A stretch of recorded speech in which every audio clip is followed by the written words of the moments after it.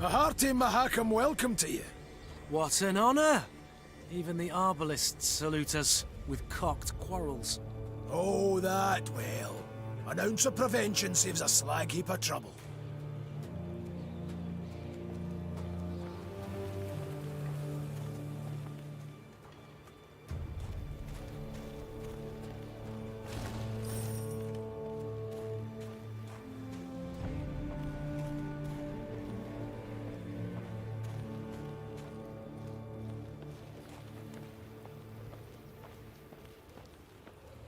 None too shabby as views go, eh? Were it not for the howling wind, I'd make a sketch.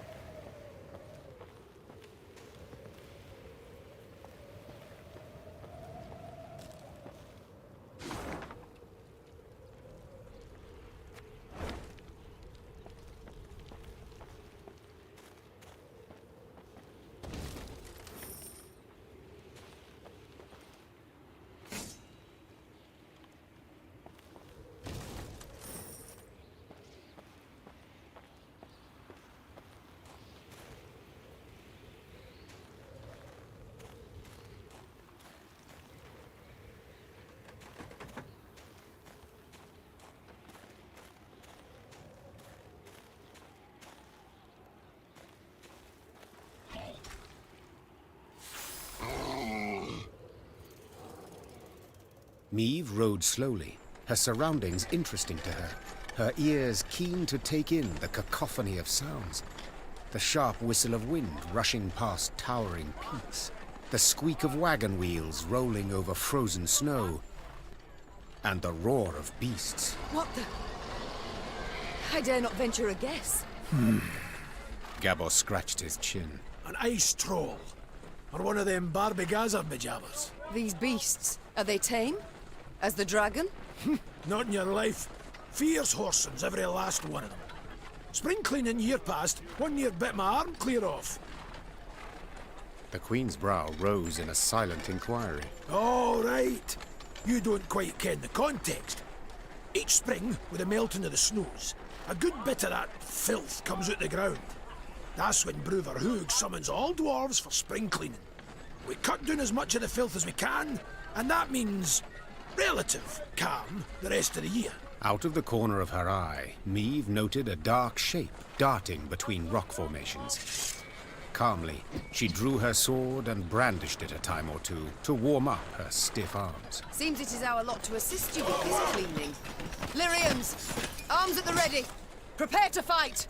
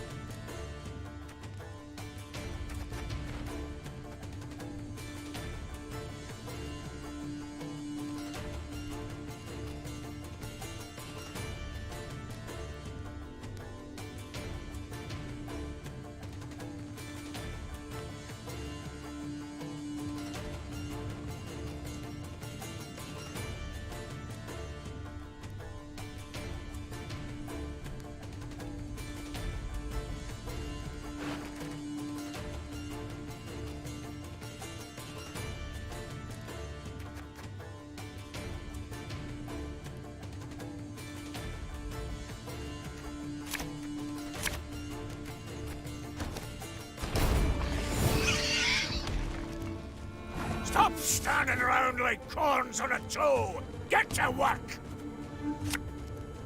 This could hurt.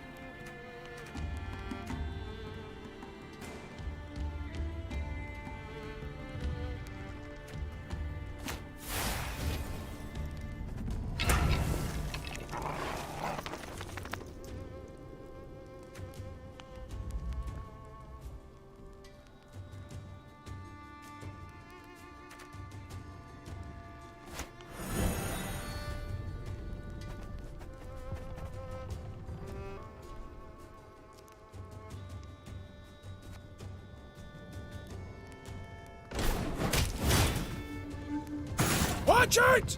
It's rolling our way!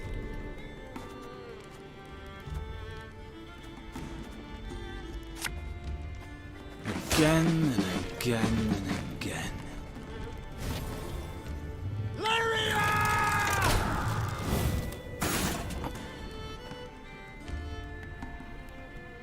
One boat all I need.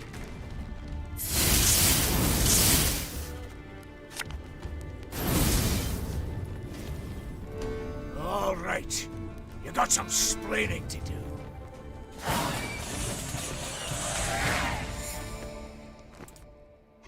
As the wails of speared Shaelmars died down, the crowd of Mahakaman infantry parted. A dwarf stepped forth, grey as a snow fox, wrinkled as a prune. He walked with difficulty, supporting himself on a battle axe, its two heads dripping blood. This would be our elder-in-chief, Brúvar Hugh. And who might your guests be, Gabor? Meve, Queen of Lyria and Rivia, and her associates in court. My regards, Elder.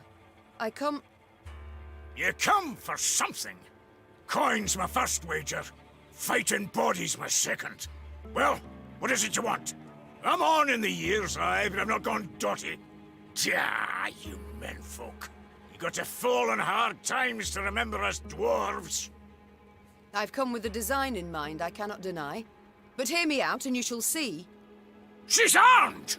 Gabor! Why the devil did you let her in here like that?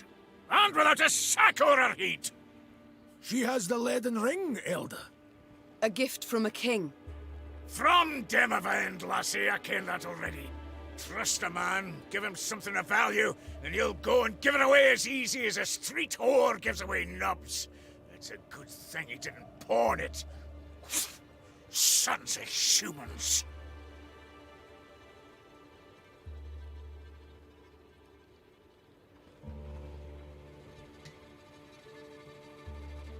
You interrupt me. I'm not accustomed, for you see, I am a queen. That's so. For I've heard you were stripped of crown and title some time past. Not so much a queen no more. Nay, don't you fear, tidings of that sort reach us here too. Her Majesty was shamefully betrayed, 'tis true. Yet the unified throne of both realms remains hers, as the laws hold. Laws, schmaws, shite and bare paws. I ken well the kind of respect you human folk accord your laws. We've signed pacts, treaties a many o'er the years, and each time but a couple of years had pass afore you shattered all the terms. Now, on a normal day, I'd have you all thrown clear out of this land I love. But you've the leaden ring, and that grants you the right to hospitality. And here, in Mahakam, laws and rights are sacred. You may stay in the pass long as you wish. Young Zigrin'll serve as your guide. And once you've tired of the mountains, well, you ken the way down into the valleys. I bid you farewell. My Lord Elder, with all due respect, we came to your aid. We smote the beasts with you, yet... And who the demons is this one? Count Reynard Odo. Ho ho, Odo, Lodo, Bodo! Now, you listen and listen well. We didn't ask for aid, and you know why? 'Cause I've my dignity. Not like some. Mates and wenches! Spring cleaning's done, beast culling's over. Mount Carbon beckons us home. Follow me! Your Grace, be not dismayed. We will find a way. Manage we shall, true. Though damned if I know how. We have none other to whom we can turn, no other land where we can flee. Let us convene in council, Your Grace. Consider together what's to be done. We've yet Redania, Temeria... Your Grace, might I draw you aside a wee moment, for a jabber? Reynard, please excuse me. Well, what is it you want? I ken the Elder-in-Chief dinna make a good first impression. And the second? Is it any better? To be quite frank, no. I'll try elsewise. Not all's lost, trust me. Bruver's a stubborn goat, no doubt about it, but a goat to be persuaded. And I happen to ken how. Very well, I'm all ears. What must we do to spur Bruverhoog to aid us? I might start with the thorn in our side that are beasts. A bigger thorn than most expect. See, in our never-ending search for gold, we dug deep, too deep, and reached abysses where monsters are born, or however they come to be. Soon as it turns a bit warmer, they crawl out to feed. And there's more every year.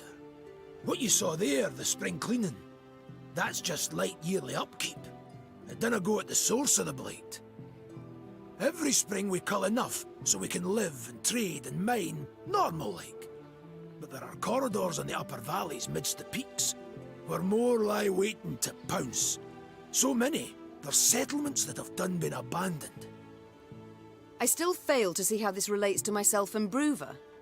Your Majesty, slay the beasts down to their last, and you'll win the hearts of the clans. All of them. And with the clans behind you, why, the Elder'll have no choice. He'll bend an ear, treat you serious. You got two sites through which beasts swarm in great numbers. There's Davor's Abyss, and an abandoned underground settlement called Burr's Rump. Destroy those, collapse the corridors, problem solved. And this, 'twould suffice. I believe it would. But find you other ways to win the heart of a clan or Bruver himself. Do so. Can he bring no harm? All this sounds rather toilsome, yet I do favour this to losing another moon seeking out a court where we would at first be welcomed, only later to hear another rebuke. You've my gratitude, Gabor. You've shown me a way. Very well. Let us think on these beasts. See what's to be done.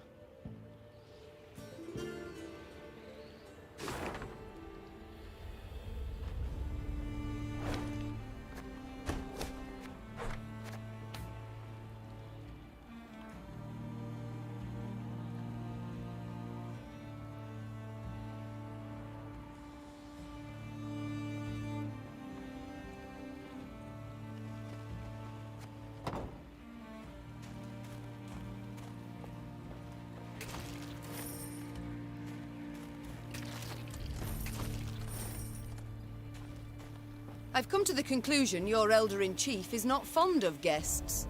Fond? That's near the quarter of it. He hates them, with seething passion. But you're damned lucky. Why's that? Let you in, didn't he? Mahakam was cordoned off completely from the outside world for many a long year. Clans finally forced Bruver to at least let in peddlers and emissaries. Though he dragged his feet as long as he could.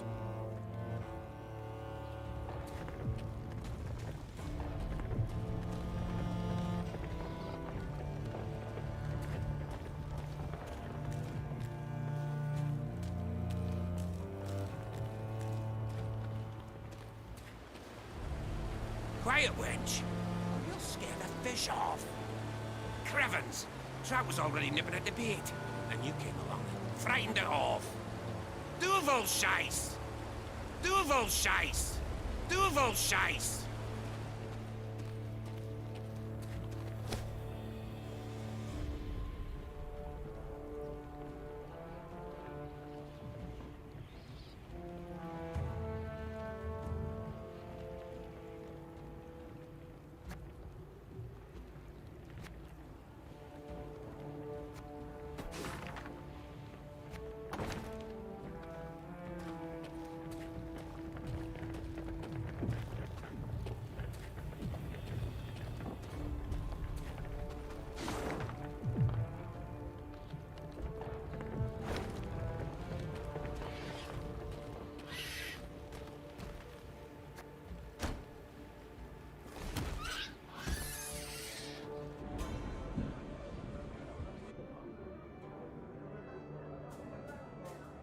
Isbel?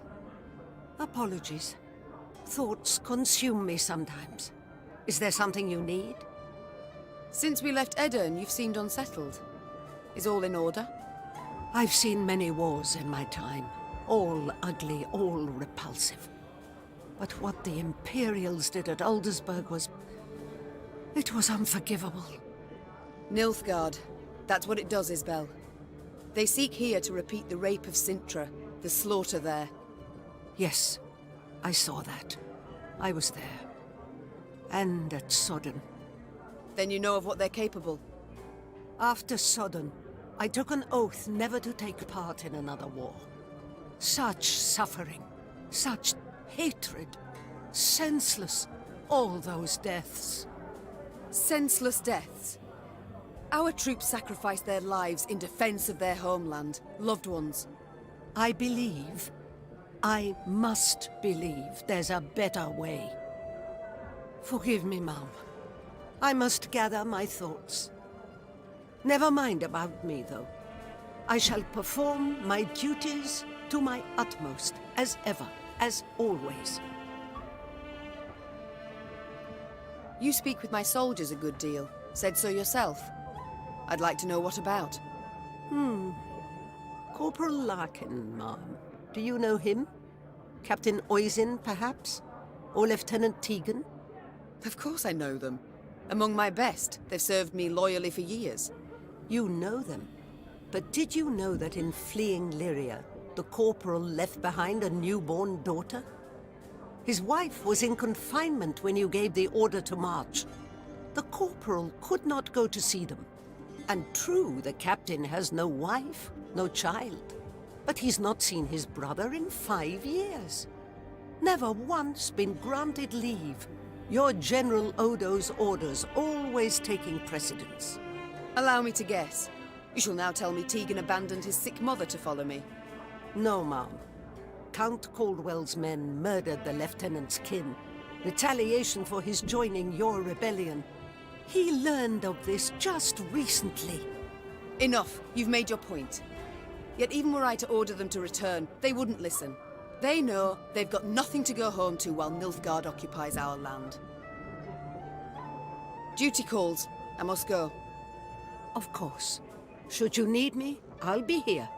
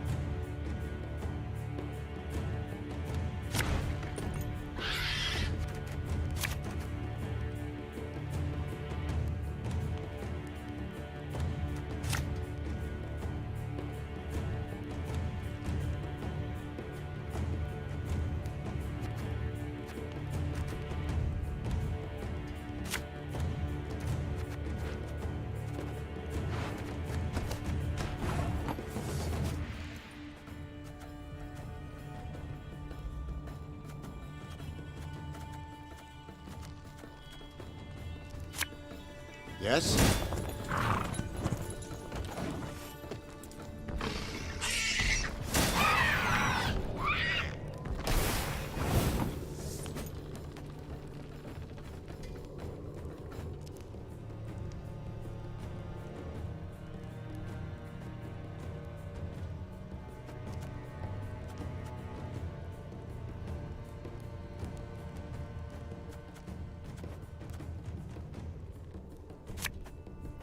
Have her done in a jiffy.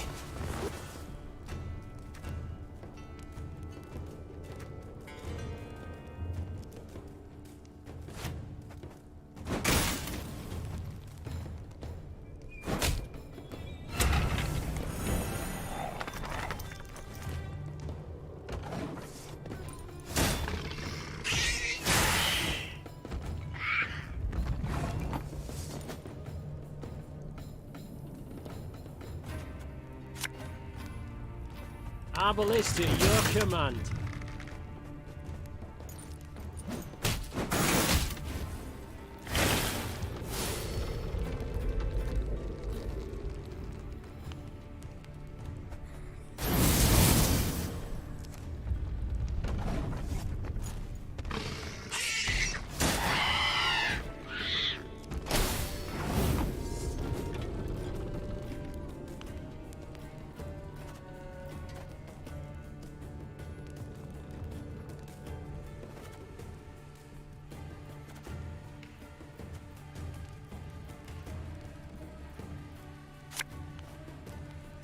We got a job to do.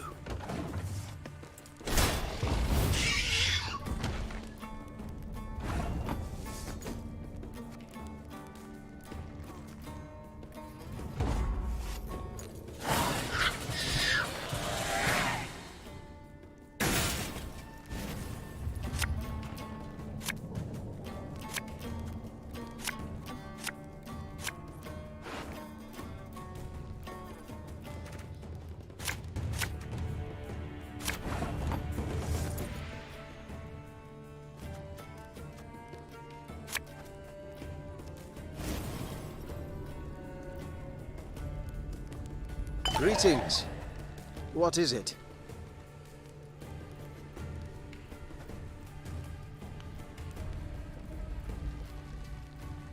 If anyone asks, you've not seen me. There's been a mistake. I'm no mage.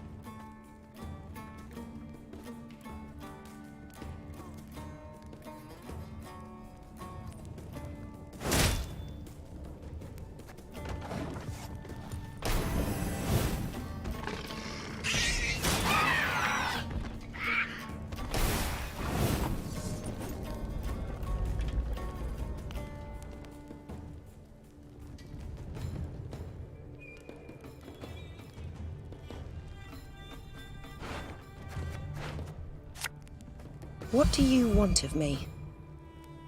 Armor wants.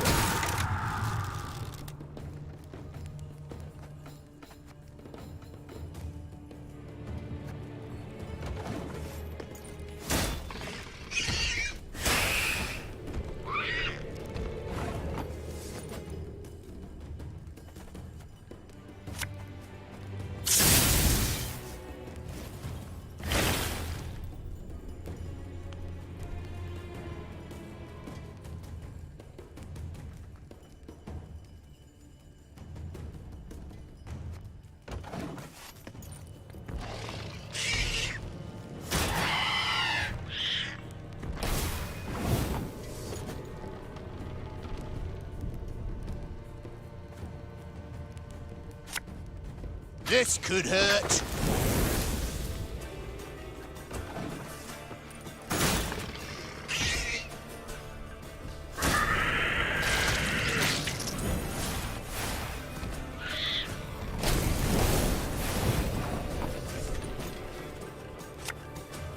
Have it the white of an eye from half a league away.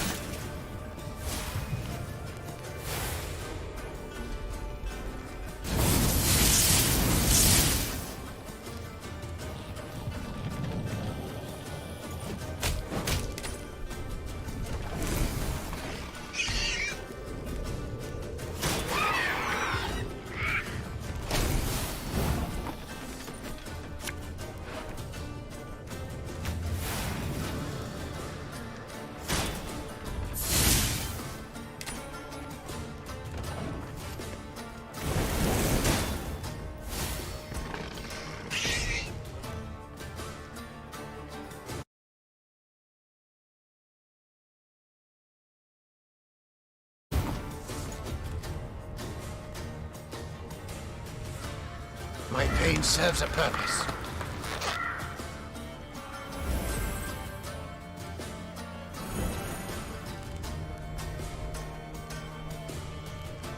Army's a waste of time for one like me.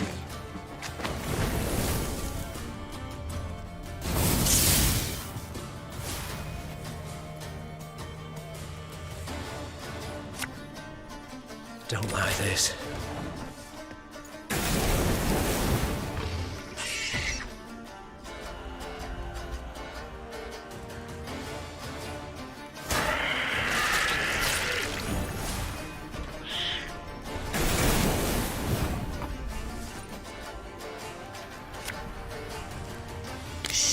Cork it.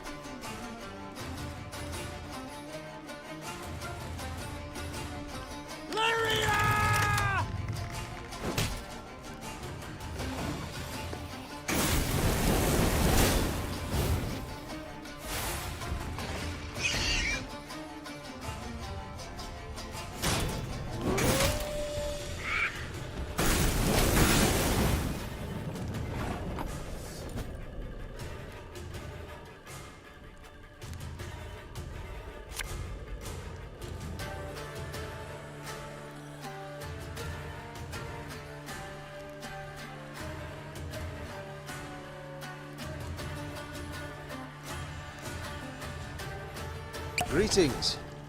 What is it?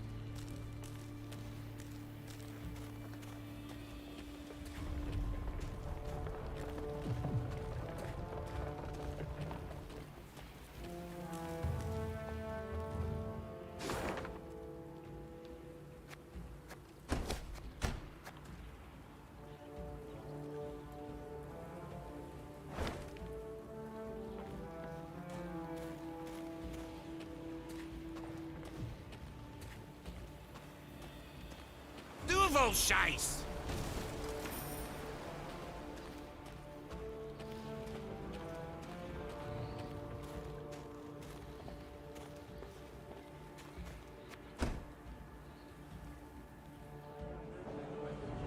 Yes, Your Grace?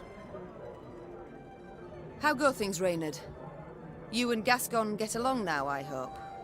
Well, you might say we've established a certain rapport, Your Grace. Tell me more, friend.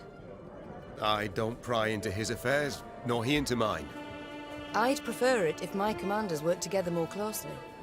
Your Grace, the man's a brigand. Oh, Reynard. He was a brigand. I must disagree, I fear. Yes, he stopped thieving for now, but only because it's convenient, so to speak. Gascon isn't a changed man. He still hasn't an ounce of honor, dignity. Yet he has a unit of armed men, without which we'd be much worse off. Might not even have survived. Agreed. The Strays are excellent fighters. I'd be the first to admit it. I only fear they might turn on us. Leap at our throats when we least expect it. It's time I attended to other matters. Hey ho, how's my favourite queen in the north? You and Reynard, do you get along? Like a cat and a hound. Get it? 'Cause they call me Yes, yes, your jests are easily understood. Far more difficult to enjoy. That's probably true, in your royal high and mightiness's case. Will you answer my question? We get along because we must. Though it'd be far easier if he pulled the lance from his arse. Haven't heard a truer word in a long while. What was that? Nothing, nothing. It's time I attended to other matters. Farewell. Your Grace, I need to speak with your quartermaster. Excuse my Elvish, but I can't drink that goat's piss he serves in the mess. Reynard's doing, no doubt. He doesn't like the men to drink too much. To be blunt, ma'am, what Reynard himself needs is to get good and bloated for once in his stiff life. So, I have a proposal for you. A shipment of the best dwarven mead and lager. I can arrange for you to arrive. Trust me, the men's morale's nae like to be a problem when they pour a bit of fire in their guts.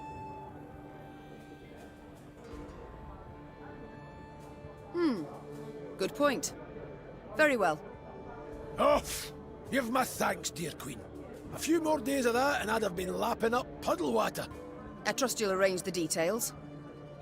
Of course, no worries. You dinna ken how happy a dwarf you've made me. Ah, right. And the men too, of course. You're a Zigrin, are you not? I know the name. One of your clan slew the dragon Ockvist. Aye. You're thinking of Yarpin. Cousin of my cousin. Left Mahakam when I was but a wee snot. Decent enough dwarf, but never could conform to our basic tenets and laws. Though, admittedly, we've so damned many it's hard to keep them from leaking out your ears. Is it that bad? I'll put it this way. Among human folk, you cannae steal, brawl, murder. All the basics. In Mahakam, we've got laws about how to braid our beards. But I'm no one to complain. The Zilgrins are well-to-do, one of the richer clans. Got more than enough goods to suit our needs. Though, we've got some bads as well. What do you mean? Bah! Nae worth your time. I didn't mean to bother you. Sides, best to jabber of such things over a cold pint. Or keg? Your elder. I'd like to know more. Do tell me about him, please. I'll skip the obvious, as you've already had the pleasure of meeting the old crank. All in all, though, he's nae as scary as some say. Been keeping the clans in check for some 2 centuries now. Which is nae a small feat, I might add, no. No conflicts between them all this time. Are you certain? Ha! Ha! I can't tell if you're jesting. At each other's throats each day they are. Breckenrigs despise the Chives. Dalbergs would scratch out the Hoog's eyes given half the chance. As for us, we hate them arse-licking fuchses. But Brewer's got his ways, keeps each yen in line. If not for him, Mahakam would have fallen to bits ages past. Why? Round 150 years ago, when the elves were fighting that hopeless war against your folk, the Elder-in-Chief ordered the pass to Mahakam sealed tight. If it weren't for that, we'd have ended up like the pointy ears. As it was, we waited for the shite storm to abate. Didn't open the pass and stretch your legs again till it were safe. Yes, I remember. The manufacturers in Rivia have yet to recover.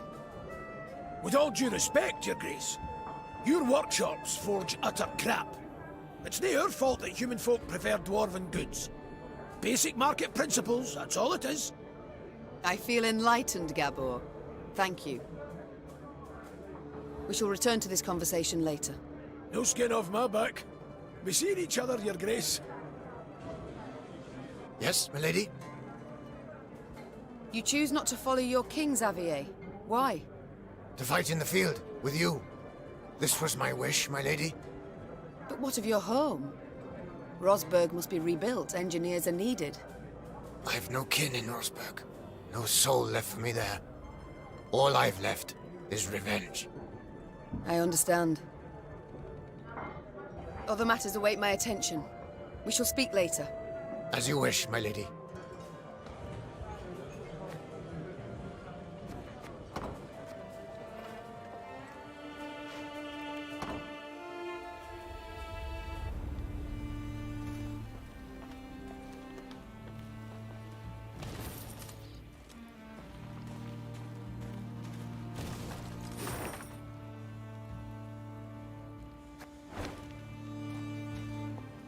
dwarves are demanding a pretty sum, but their steel's worthy of any crown.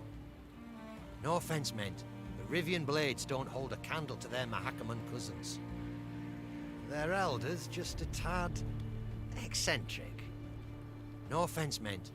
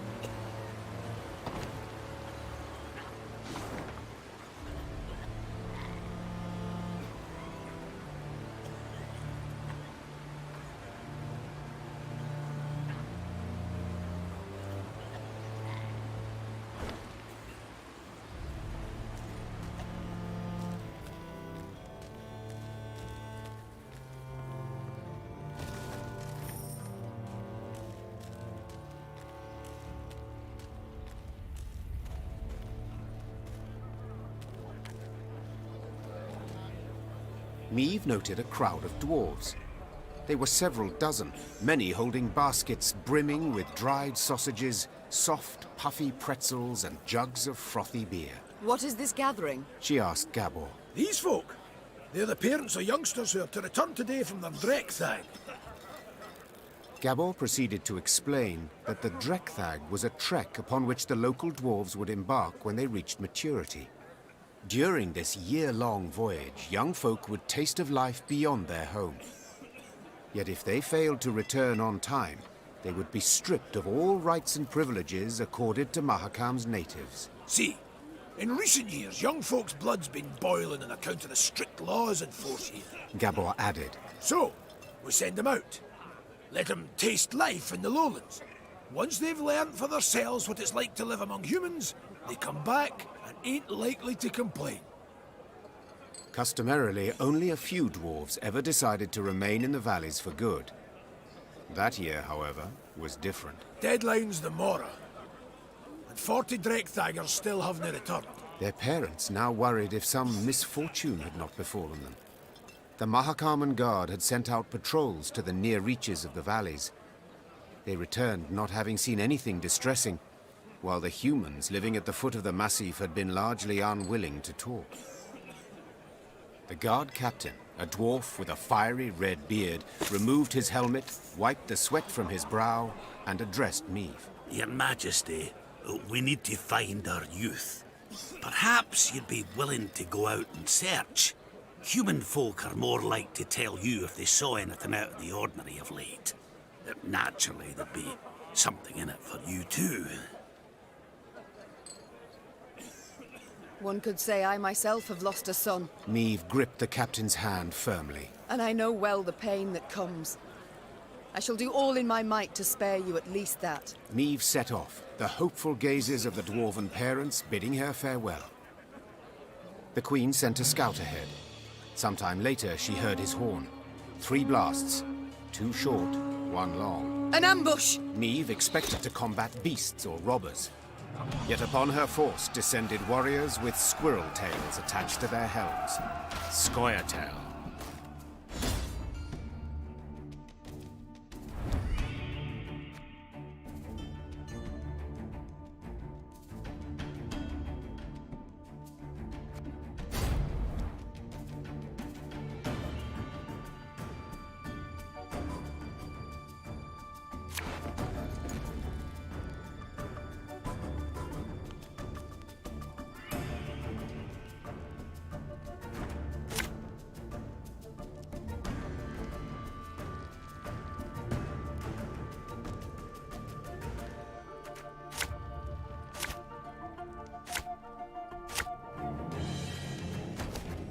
Scoia'tael!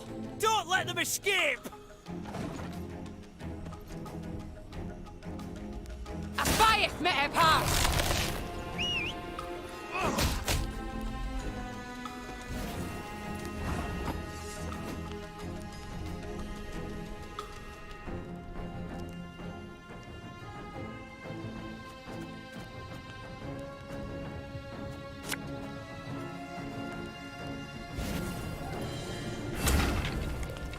Watch your heads!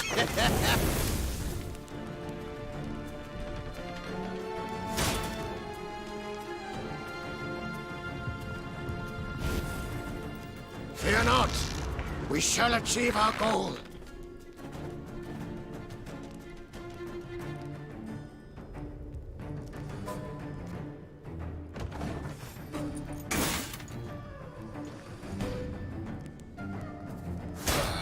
Got a hearty hankering for Gwent.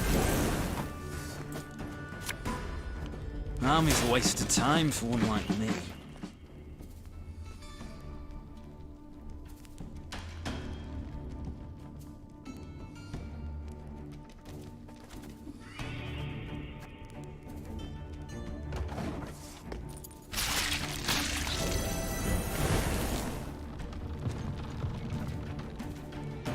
Hi-ho! Hi-ho!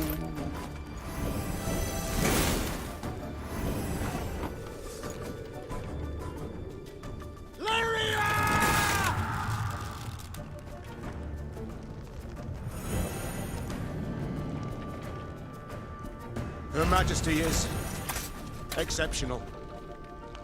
Catch!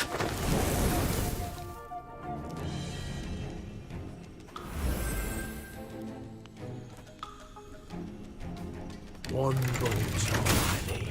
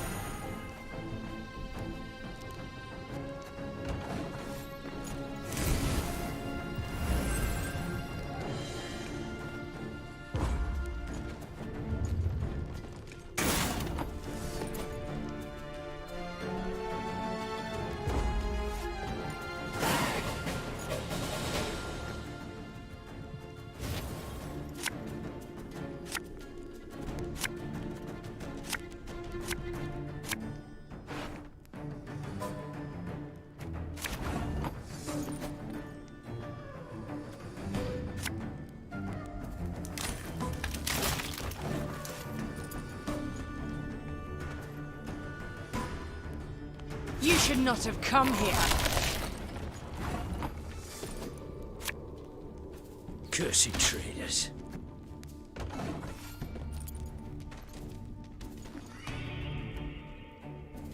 We ought to help one or the other.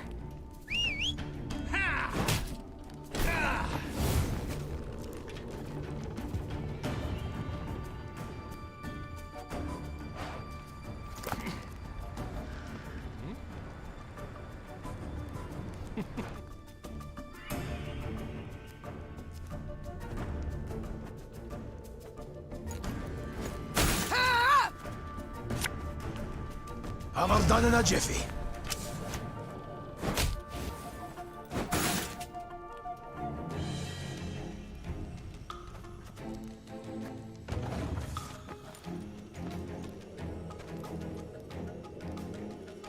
Now we will see who is weak.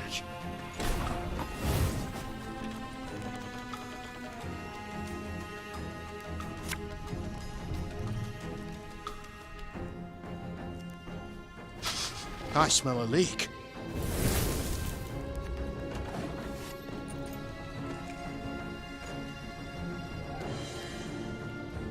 Now we must stick together.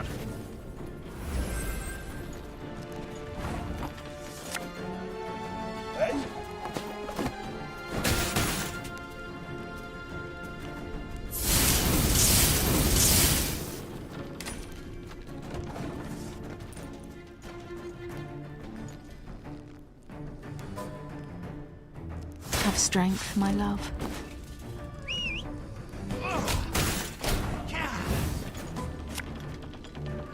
One man's battlefield is another man's ripe patch for harvest.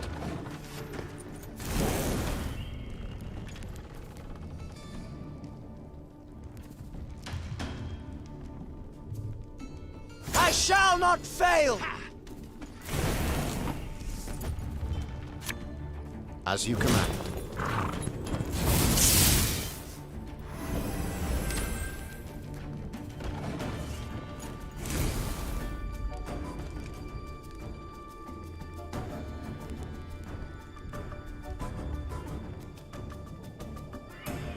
Oh, if anyone's got any hooch left.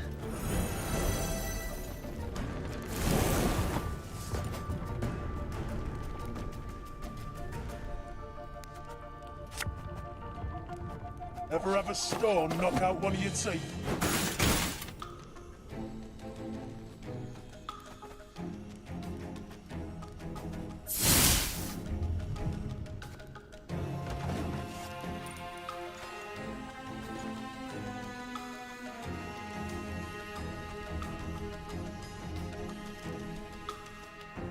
Elven blarney.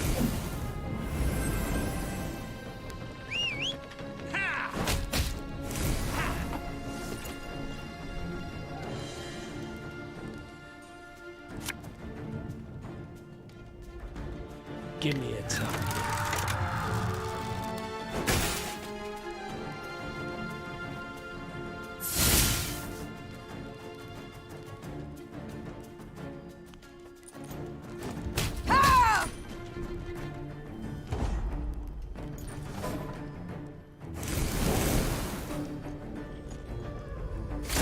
They used to tire my tongue about that.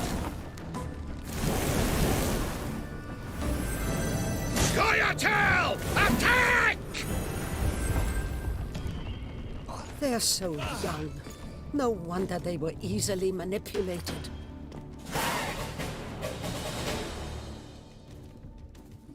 As soon as the battle had come to an end, the prisoners were brought before the Queen.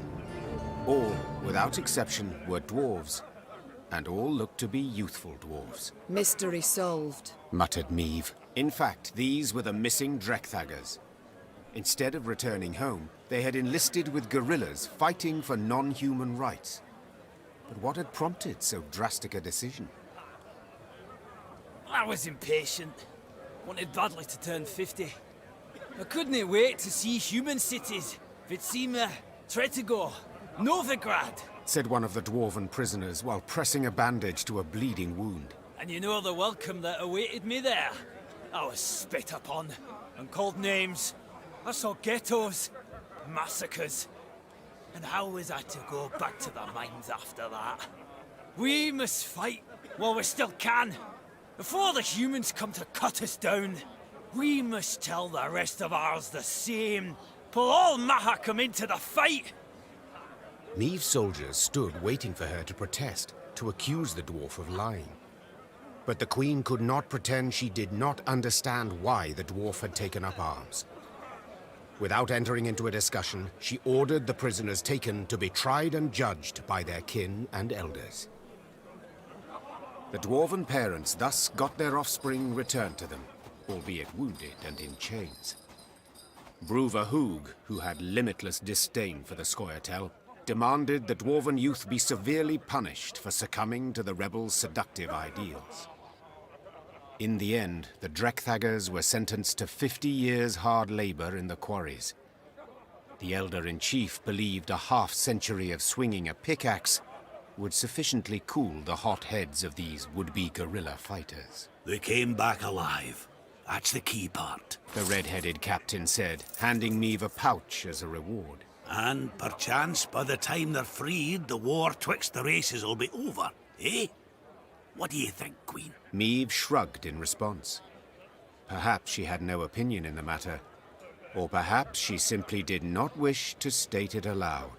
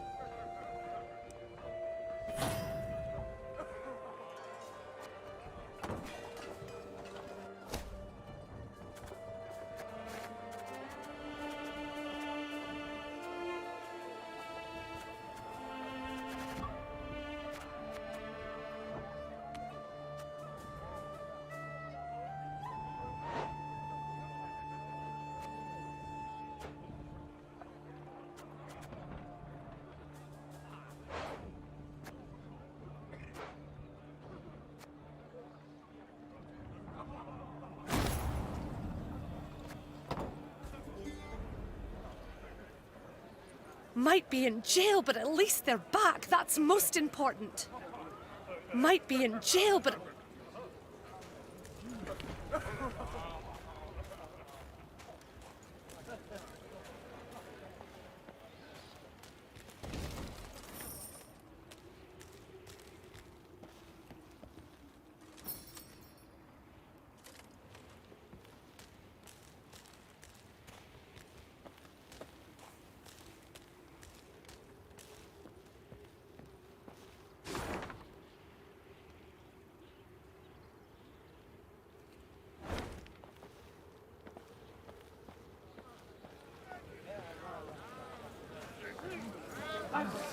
The Queen noted a building with unusually lavish ornamentation, including shining bronze roof tiles and glistening rock crystal window panes. An important clan dwelled there, Gabor explained. The Breckenrigs. Could you introduce me? Meve asked. Perhaps I can convince them to intercede with Bruver on my behalf. The clan head, Ivar, invited Meve to an exquisite feast. But when she broached the subject of the war raging just outside Mahakam's borders, the dwarf changed the subject at once. Looking around the interior, Meve quickly understood why. The walls were ordained with Nilfgaardian tapestries and rugs. Gifts from friendly Imperial envoys, no doubt. Meve prepared to leave, convinced she had wasted her time, when someone clasped her shoulder and pulled her into a darkened room. Her kidnapper turned out to be a young dwarf. Female, it seemed, dressed in her nightshirt. She introduced herself as Ivar's daughter, Eudora Breckenrigs, and openly admitted she had eavesdropped on Meve's dinner conversation. Listen, me dad's stubborner than an old goat, but I'll convince him to help ye. For a wee favour, that is. Mm-hmm. What? I want you to steal something from the clan archive. Historiae Mahakamorum, 'tis called. See, me dad won't let me betroth me sweetekin Zoltan. Says the codex forbids marrying a dwarf who's left the mountains. But there's precedent. Just such a case described in that document. If I can show it to Da, he'll have to change his mind. Meve felt sympathy for Eudora and wanted to help her, especially considering the favor Eudora could do her in return.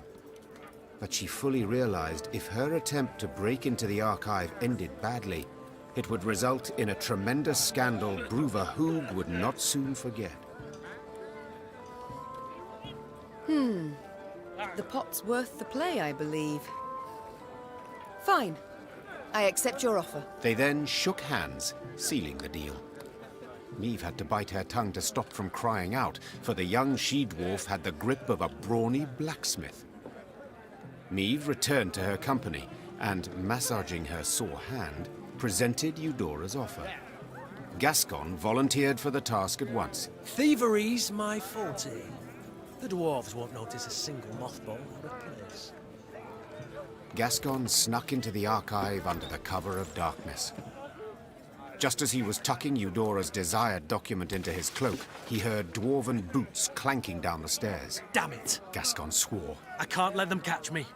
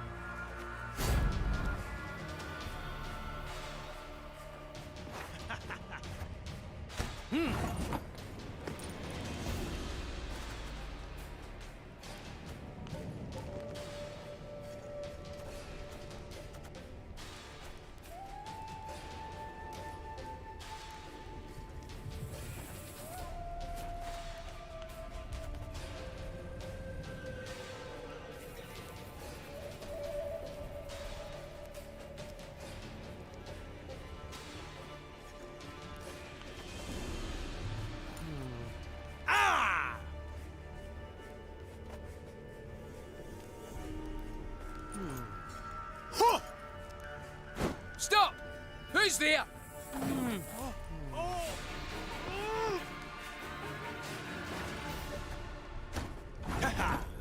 Yeah. Ha!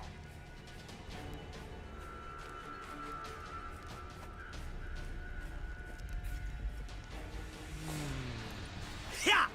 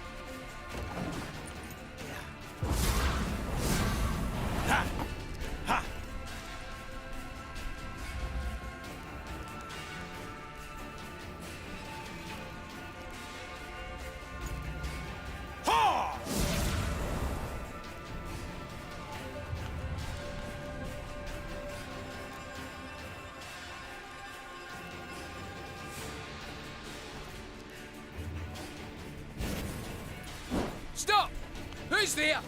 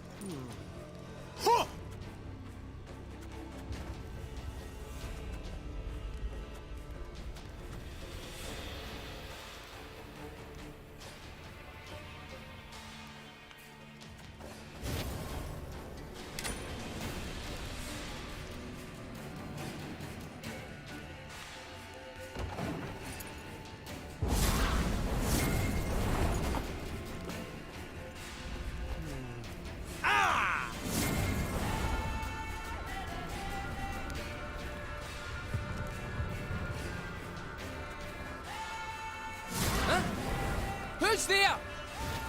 What a nub. That was close.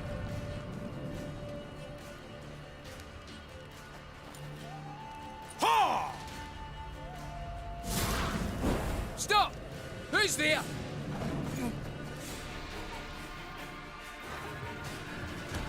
Ah! Yeah!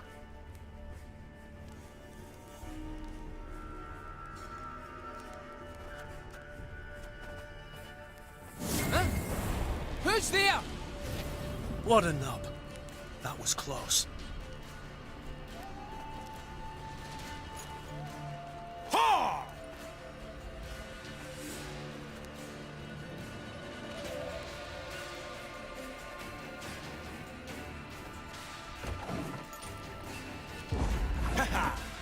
Yeah.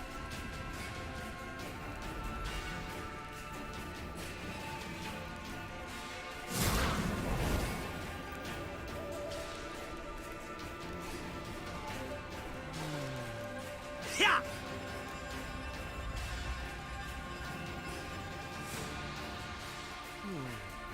Huh.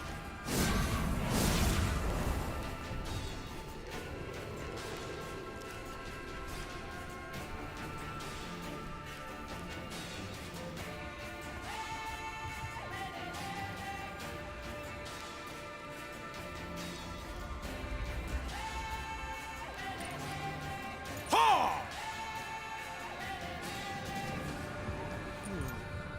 Huh.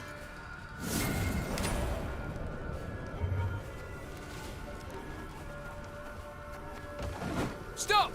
Who's there?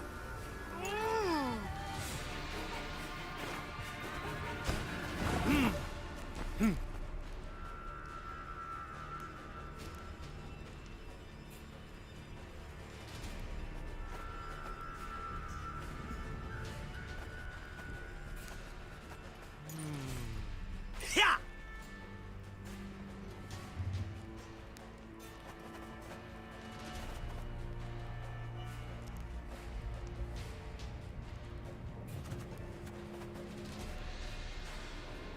Huh? Who's there? What a nub. That was close.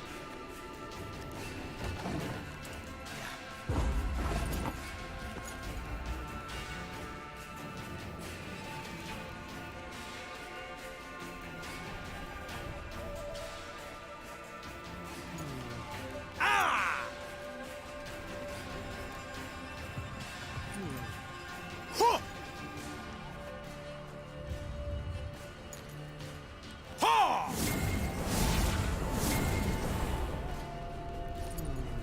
Ah!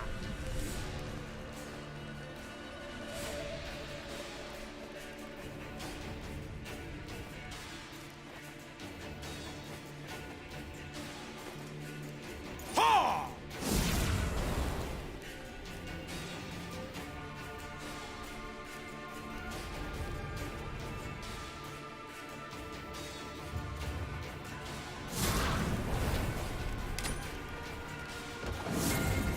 Piece of cake. Yeah! Ah!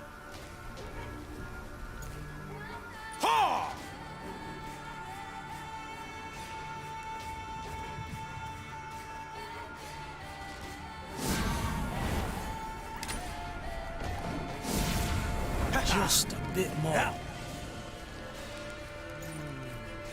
Yeah.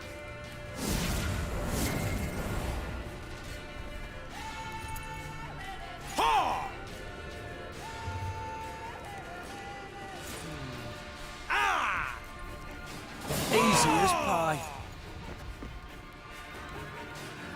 Luckily, Gascon managed to do the deed quietly, so the dwarves never found out who had broken in. As agreed, Meve handed Eudora the stolen document. Ha! The dwarf shouted, raising the parchment in a triumphant gesture. Da can't do nothing to stop her making vows now.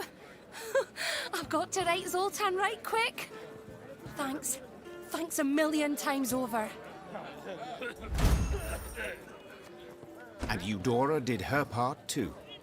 Soon after, the Queen learned there'd been a gathering of the clans, and Ivor had indeed spoken on her behalf. She could only hope the elder Breckenriggs had swayed Bruver Hoog as well.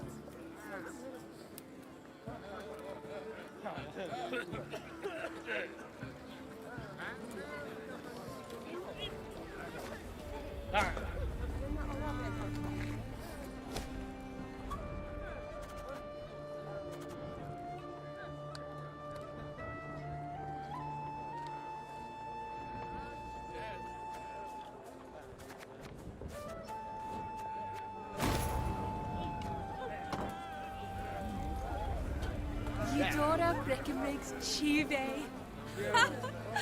Oh, I truly like the sound of that. Oh, there's nothing like solidarity between ladyfolk. Nothing at all. Da's stubborn, but I always find a way with him in the end. The right stratagem, and he turns into putty in my mitts. Da's stubborn. Oh, there's...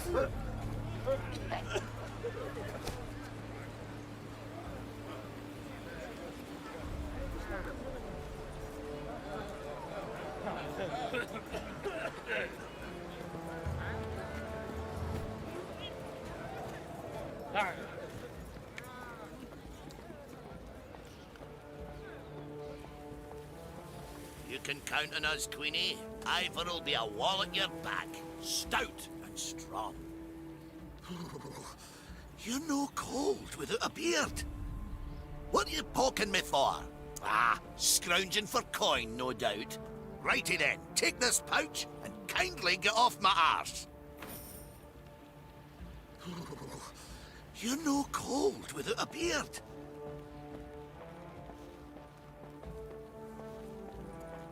Ah, you thundering dope! I told you to hold your horses or you'll shake the hitch loose. Oh, now you're a bleeding expert, are you? You overloaded the damn cart, that's why it's busted. A wagon lay strewn across the middle of the road. Behind it stood others, some loaded with gold, jewels, and other valuables, others groaning under barrels of pickled meat. Each dwarf had his own theory about how the accident had come about, and thundered it out to all and sundry, peppered with choice invectives. An odd caravan. Meve said. They don't look like merchants. Nay, they ain't. Gabor answered. Dwarves of the Ferns clan, carrying gifts for the Drake. Remember Keltilis? When he took roost here, Fernses fought him for near a century. Then the dragon got weary of fighting and they realised he weren't going nowheres, so they cut a deal. He didn't bother them. They give him what he needs. Well, well. And these offerings they send often? Every week. Excuse me, got to separate them lads, or they tear out each other's beards. Hey there! Cool your idiot heads! Gabor managed to douse his brethren's fiery tempers, but the wagon still lay across the road, blocking all traffic. Queen, said Xavier. It is an easy repair. I've the tools, the parts. Need but your permission. Of course. Go see what can be done. Xavier did indeed make quick work of the problem. Within moments, the wagon was rolling smoothly down the road, good as new. Well, shaft me, your highness, said one of the dwarves. Your engineer's got a pate like stewed meat, but he kens his trade, that's for certain. I'll convey your words to him. Or at least part of them. Me and the lads will be on our way now, but first, take this. Bit of gold by way of thanks.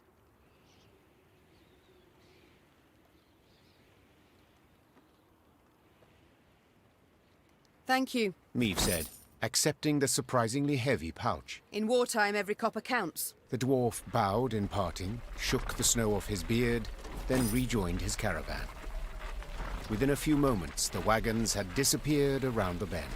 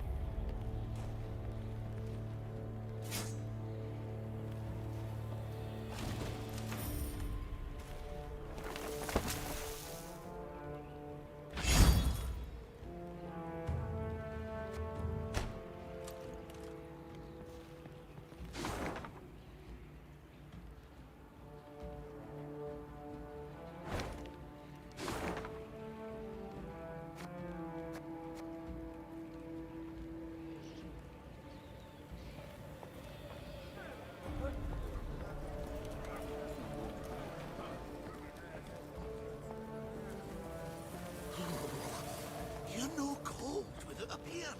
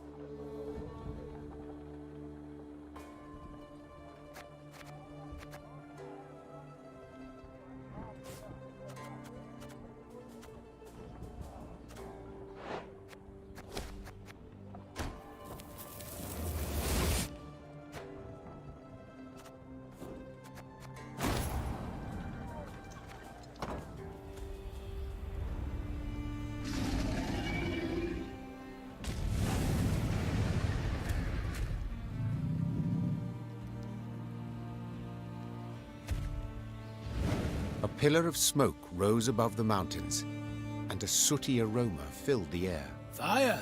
Gabor said, then took a deep sniff. Perhaps a bolt struck some barren trees? No. Meve said curtly. I know that scent too well. All Edirn reeked of it. It's the smell of burning homes. The Lyrians quickened their gait. Soon they saw a town fully aflame, and a roaring, furious dragon above it. That's your Keltimus? Gascon asked, shielding his eyes from the sharp glare emanating from the city. You were right. Perfectly harmless. Dinna ken what's got his knickers in a bunch, the dwarf said, grabbing his axe from his belt. Queen, we got to make haste to the rescue. Reynard! Meve called out. Have our men wet their cloaks for a modicum of fire protection. We move as soon as they're done. Your Grace, they are but common soldiers. To fight a dragon. I know, but we must help them, or at least try. While Reynard went to pass on the order, Meve turned to Gabor. This dragon, has it any weakness? Fear not, said the somber dwarf. Except a fondness for raw meat. Meve nodded and swallowed dryly.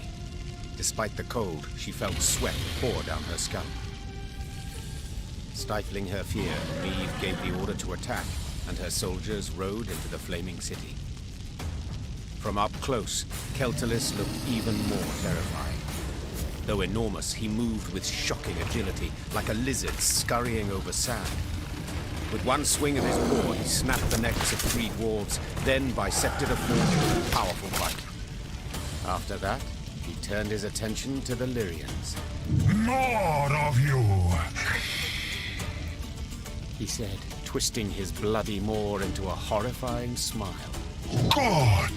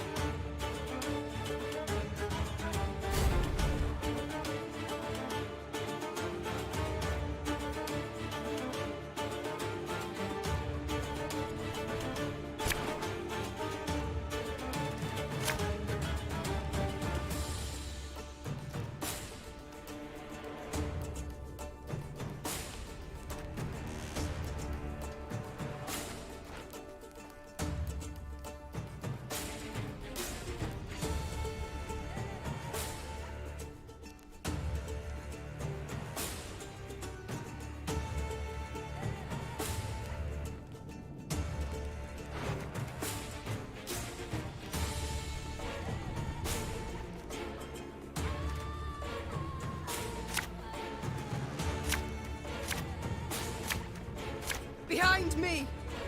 Stay together!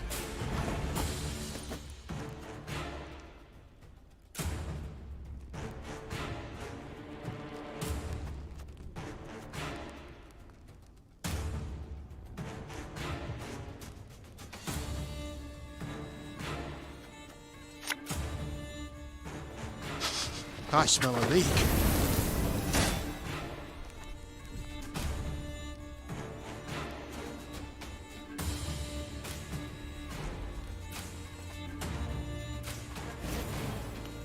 You can try to win them all, but you won't.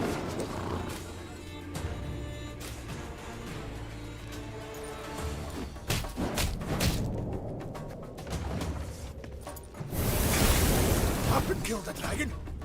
It has to be possible.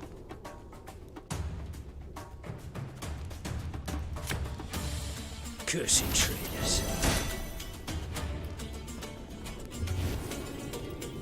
Ever have a storm knock out one of your teeth?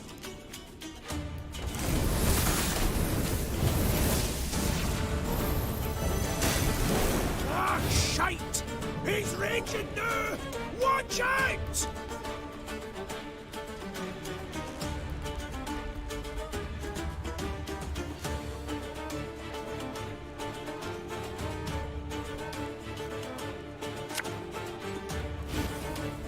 Your Grace, we're taking losses! I've hit the white of an eye from half a league away.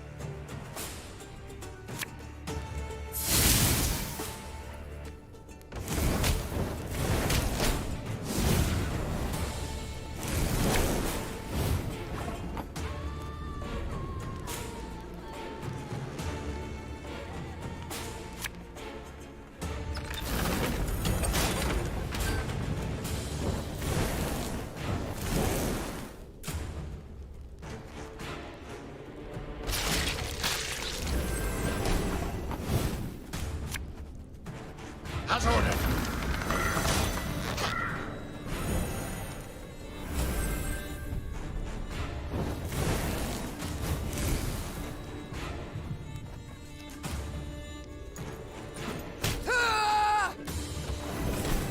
The Grace, he's vulnerable! We must strike now!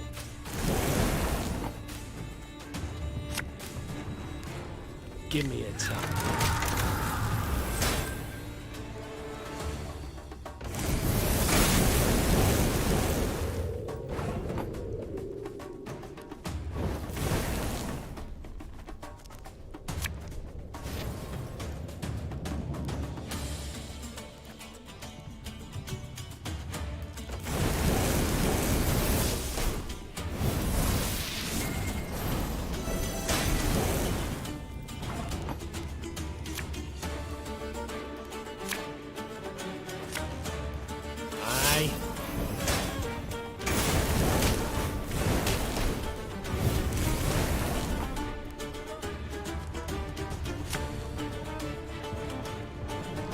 We got a job to do.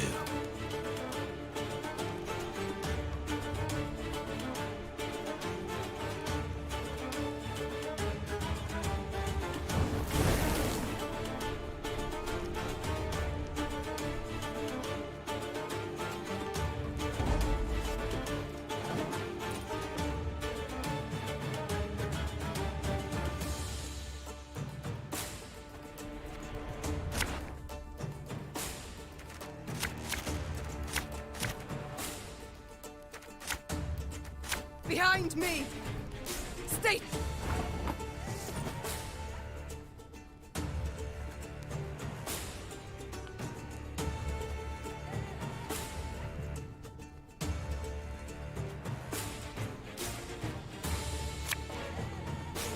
Watch your heads! Ha!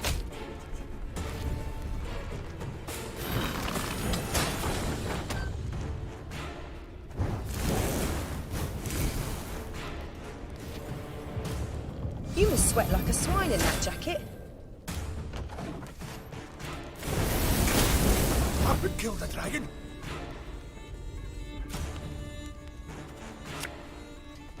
Sod it. Sod it all.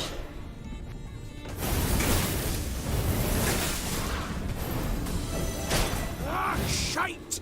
He's raging now! Watch out! You can try to win them all, but you won't.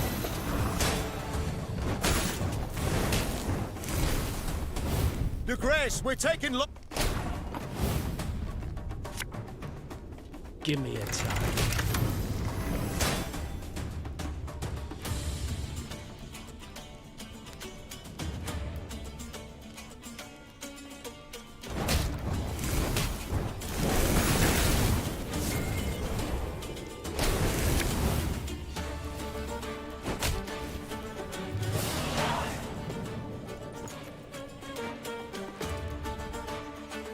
That day, many Lyrians perished, either to the dragon's all-consuming fire or to its flesh-rending claws. Yet their sacrifice was not in vain. Together with the dwarves, they were able to grievously wound Celtulis, forcing him to flee. The howls of the wounded monster rang throughout the valley. That's right, howl, you scurvy snake! Shouldn't he have attacked us, eh? Damn fuel lizard! Meave, that's Vavranek, elder of the town and all the Ferences. My regards and condolences. Eh, tain't so bad. If nae for ye, wouldn't there be a stone left unrubbled? To be honest, when I caught wind some human queen come to Mahakam looking for aid, I said a crocus would sprout twixt my cheeks afore I'd vote aye on that. Gonna be a fear to look in my breeches after, but changed my mind. After what I saw today, what ye did for us, you've the support and undying gratitude of all Ferences. Thank you. Faced with a Nilfgaardian peril, that means a great deal. Forgive me for interrupting this tear-tugging scene of interracial reconciliation, but I can't hold back no longer. Vavranek! Double shice! What happened? Why'd Keltless attack? I ken as much as ye. Meaning, squat diddly. Just flew up, started spewing flames, half the town lit up in a flash. Sheepshank. 300 years I've been a good neighbour. What's done's done. Gotta think about the future. The Drake's just taking a breather. Gotta finish him off for he's regained form. Meaning, we haven't much time. He heals like an alchemist's pup. And the nearest guards are miles away. He'll be up flying again before they get here. Aye, that's what I thought. Perhaps, your grace, you'd, What? Jest you must. I ken you're tired frae the fight, dinna want to risk casualties, etc. But remember, the beast's sleeping on a bed of gold and rubies. All belonging by right to Brother, of course. But if quibbling some wandered off, he'd nae notice.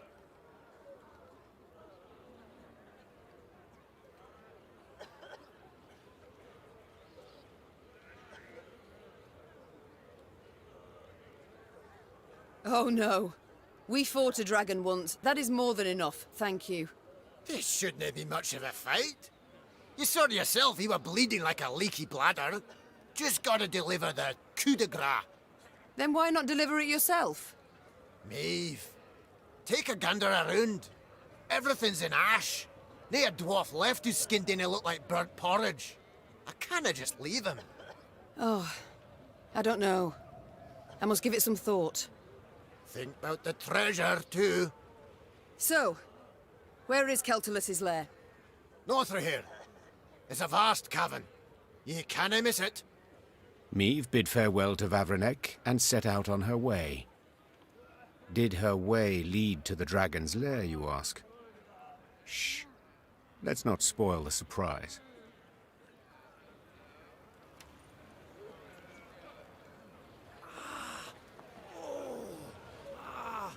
That stings. Got a blow on it a little. Trust a boarhead, and what do you get? A singed bahookie. Brown, red, gold. Every dragon's a right bastard. Wait! I'm coming with ye! Gonna beat that scaly bastard so hard he'll shoot fire out his arse!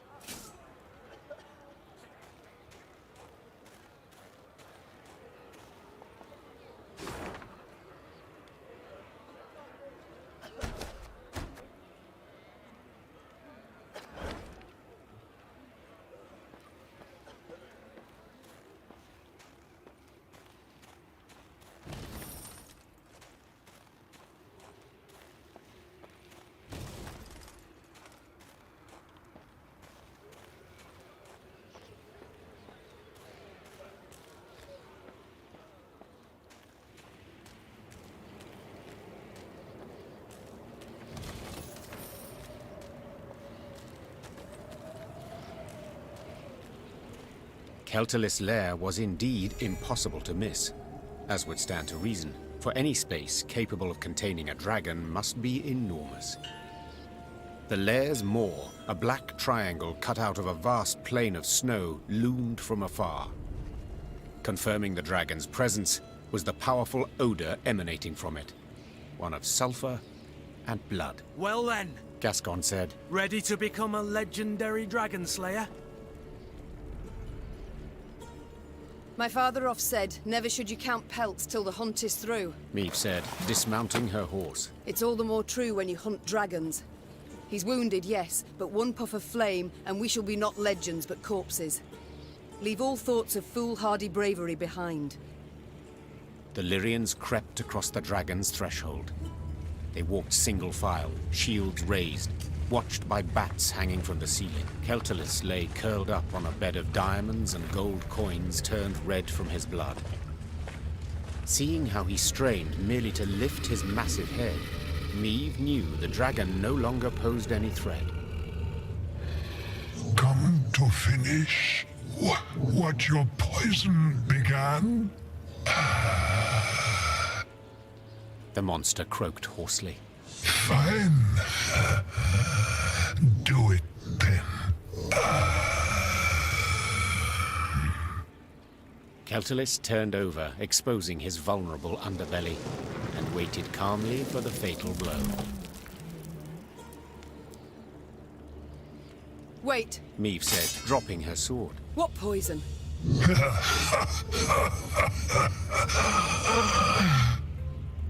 Keltalis laughed while squeezing his bleeding side in pain. So they didn't tell you? Lousy munchkins. Hey! Watch your tongue! Gabor yelled. Sides! I didn't ken anything about it. Keltalis looked the Lyrians over mistrustfully with his snake-like eyes, then began to tell his tale. The caravan Meve had met on the road was different to the others.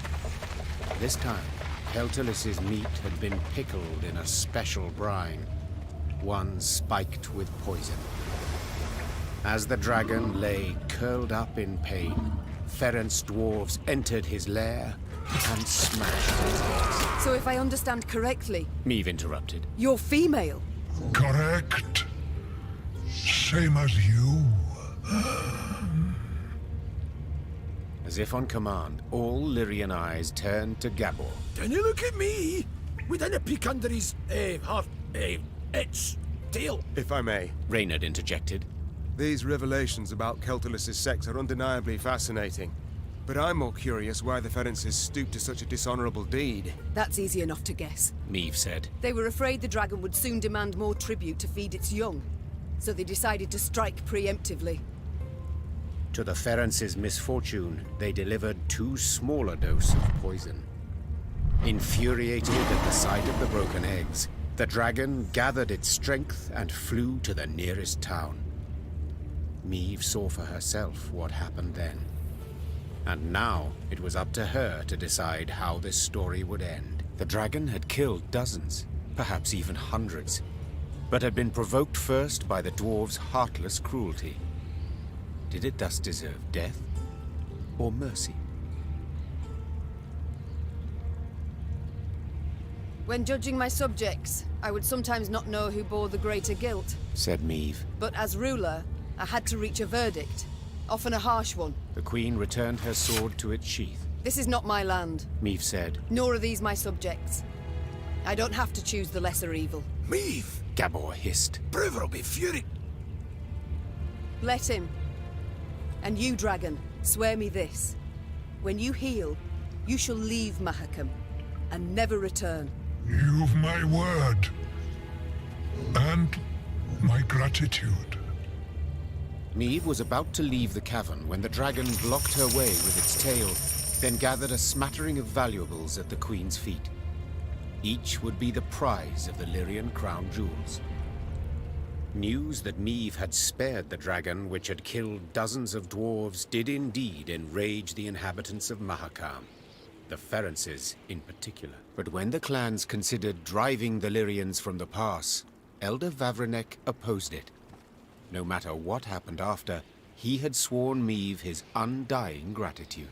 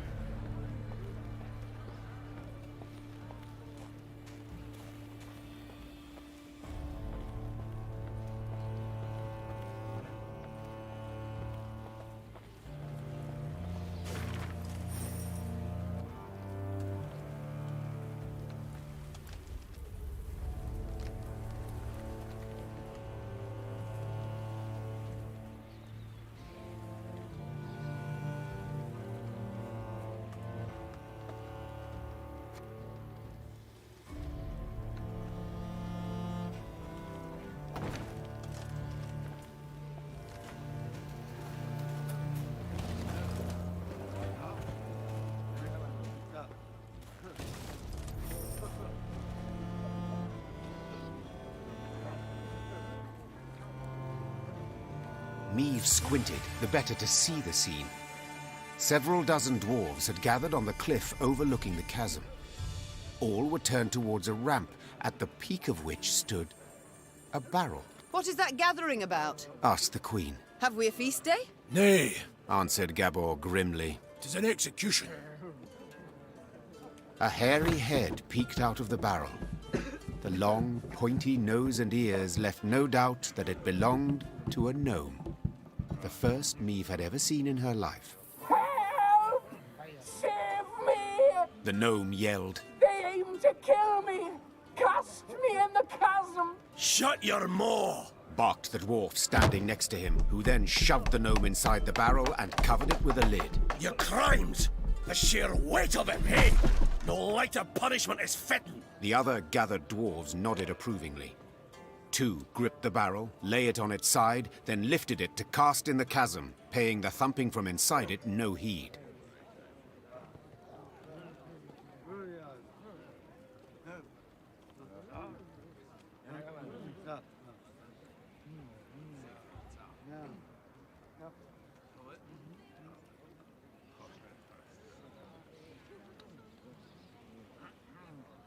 Meave leapt from her horse, and ignoring Gabor's objections, scrambled up the ramp.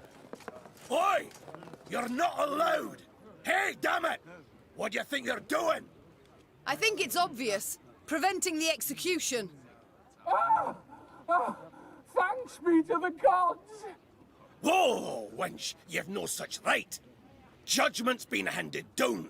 Sentencing's done. Yes, and a cruel sentence it is. One that prompts me to wonder what the accused did to deserve it. Better to ask what he didn't do, the varmint. Arrived here with his peddler's wagon full of tricks and gadgets. Went from house to house, praised his rubbish to the high heavens. And what's it he sold us? Bombs that go off in your hand. Beard growth formula that makes your hair catch fire. Music boxes for the kiddies. Once cranked, they never plough and stop. You needed but to loosen the screw in the back and... Shut your maw, ye roaster. Doesn't it matter all that? 'Cause we'd have forgiven it if he hadn't broken our sacred rules and hallowed customs. Which ones, if you don't mind me asking? Enter the smithy, cap on his head, held nails between his teeth, and poured fruit syrup in his beer. Raspberry. Blech. Just the once, and but a few drops. You got nothing to explain your villainy, scoundrel. Not a thing. And that's not even the worst. Saved his highest crime for the end. He was in a mine. And he whistled. Oh, aye, that's bad. Shouldn't have done that. Aye, he did. Whistled. Through his teeth. And hummed in harmony, a long warble. We all heard it up and down the shaft, and our grand-elders were clear. Death's the punishment. Death by barrel roll.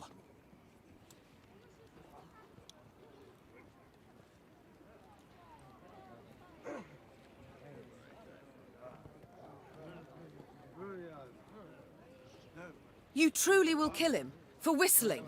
This is absurd. Exactly. Perhaps for use, but you're in our lands, where our laws rule, and strangers didn't get a say. Calm yourself. Perhaps there is yet a way. Enough for this jabbering! Lads, stuff him in a barrel, and give it a good kick down the hill. Well, at least I tried. Do what you must, Master Dwarf. Ah! Finally! With bloody pleasure. No! No!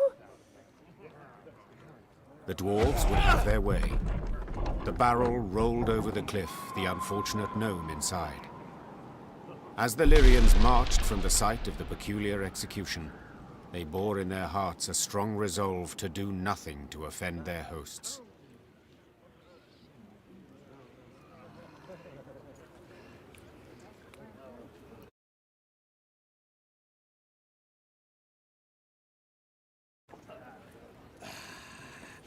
dare say it was the bonniest flight I've ever seen. A perfect parabola.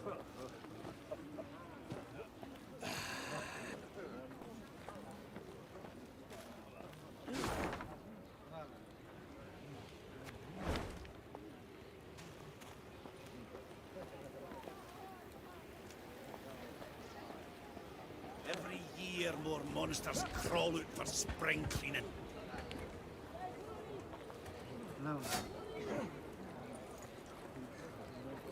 Remember, if you pass a snail en route to the mine, share a wee bite with him. Never, ever whistle in the mines. Now hold on. Pour ye some hoots first. Makes for merrier marching when things get frosty.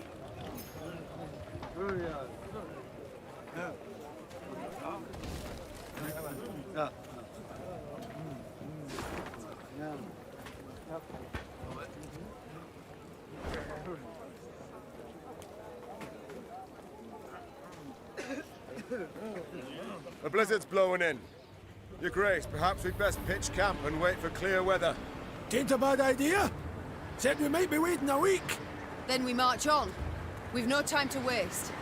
While we ride to and fro begging aid, Nilfgaard grows in power. We must obtain reinforcements as quickly as possible and liberate our home.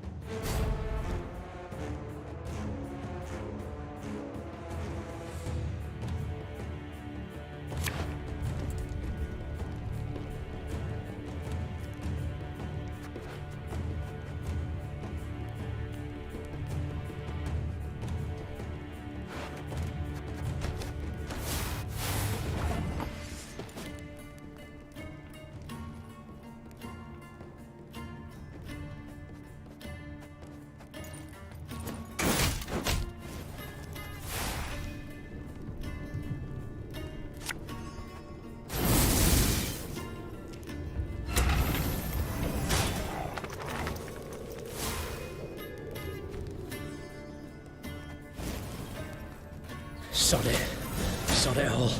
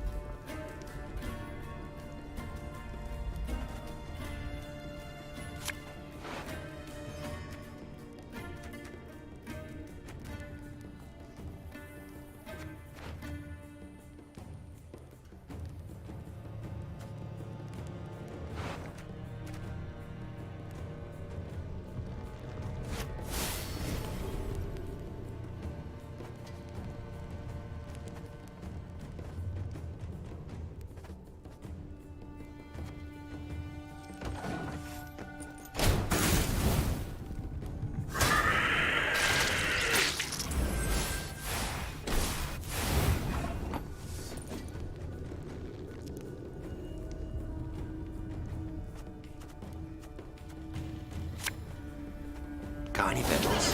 Hungry like a wolf, I am.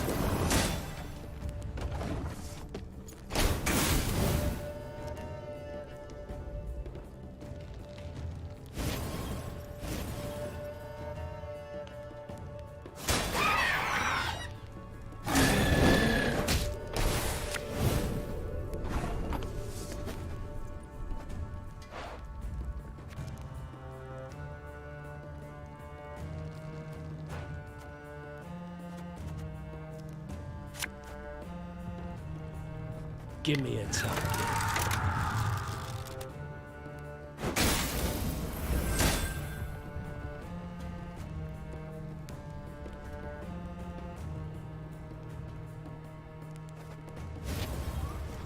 We must trust each other.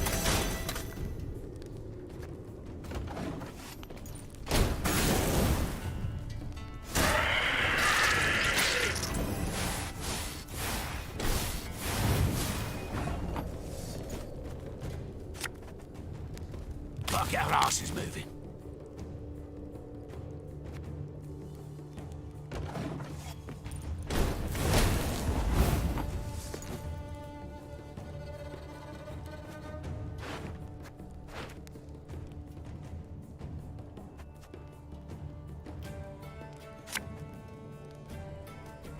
If anyone asks, you've not seen me.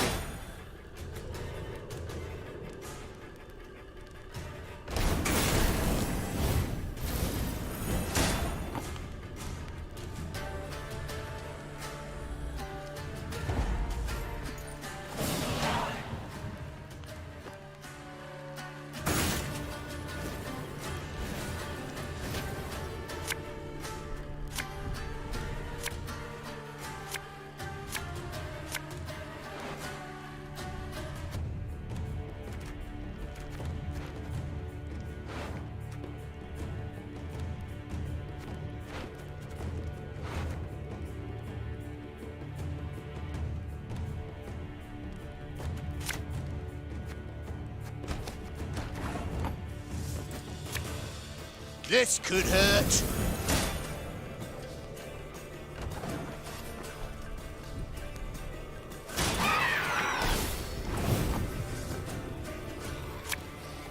What do you want of me? Order!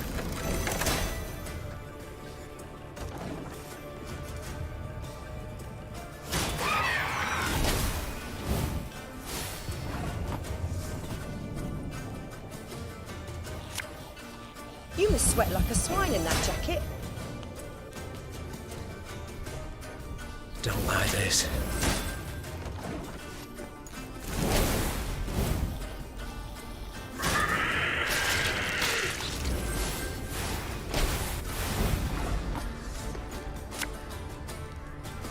No time for that!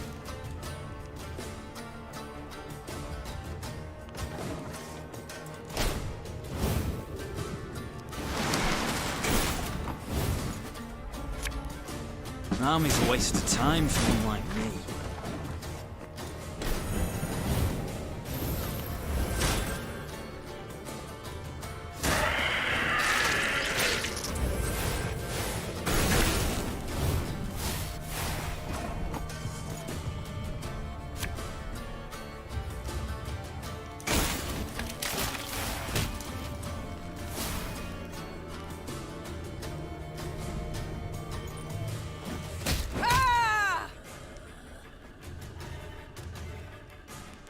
This harvest will be reaping black-clad heads.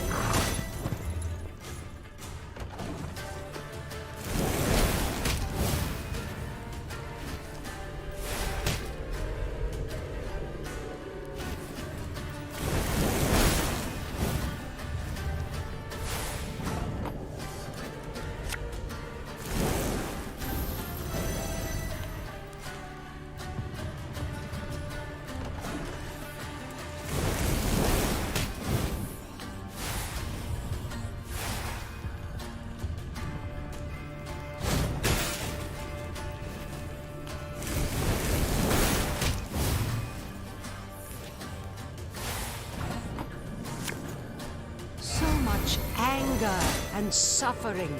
For what?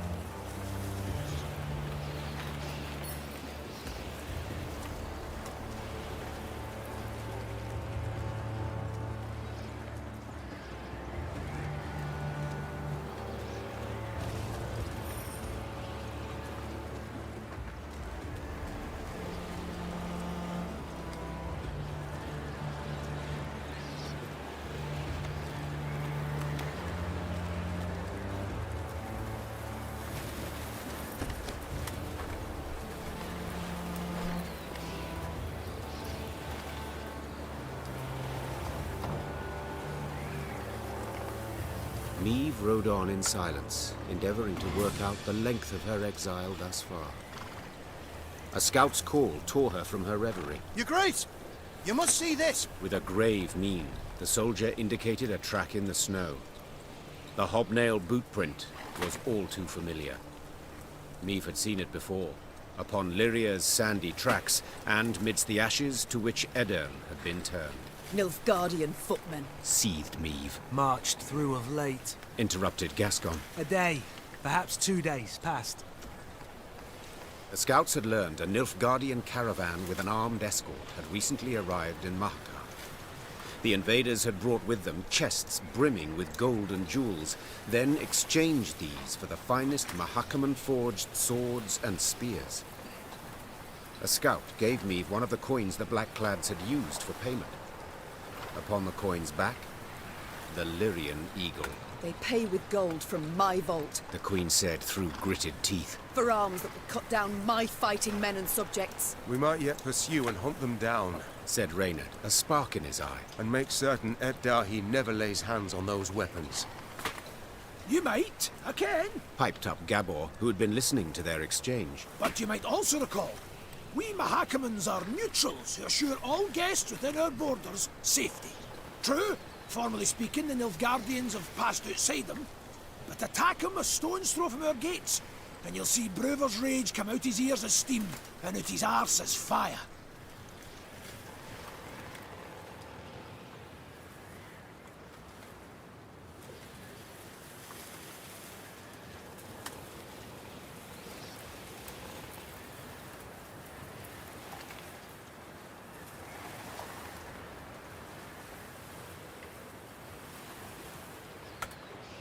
No war's outcome has been swayed by a few wagons of arms, no matter their quality. Said the Queen, vaulting into her saddle. Yet if we turn Brewer against us, I dare say we shall never wrest our land from black-clad hands. The Queen's men regretted her reluctance to attack, but none tried to dissuade her.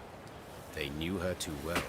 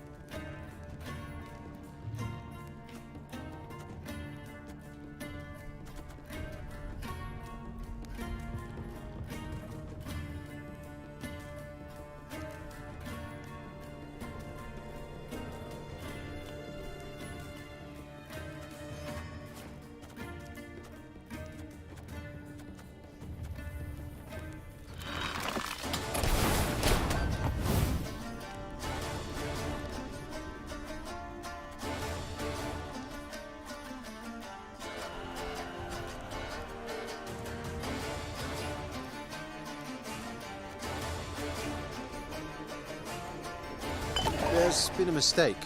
I'm no mage.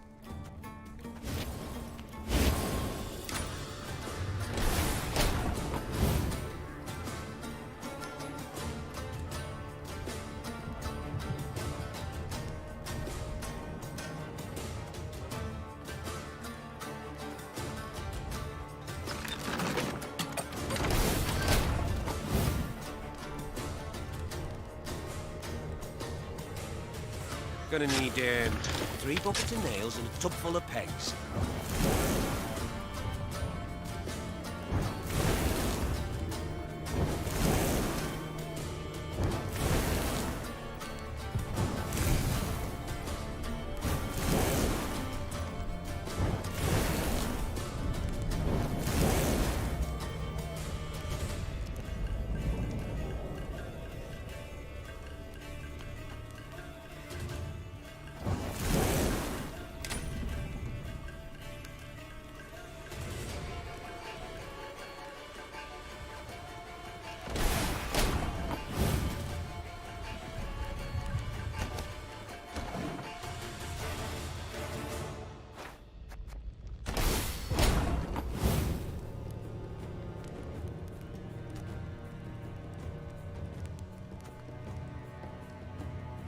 Greetings. What is it?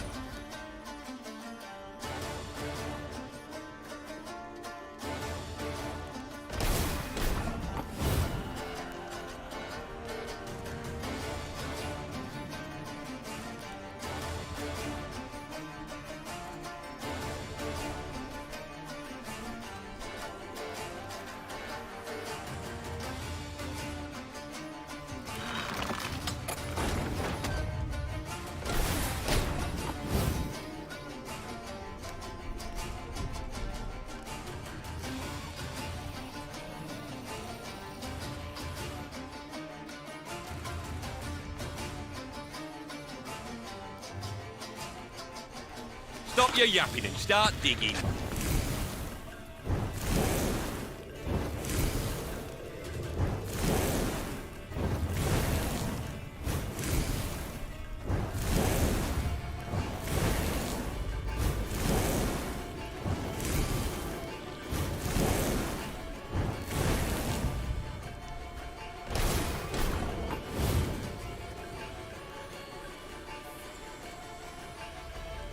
If anyone asks, you've not seen me.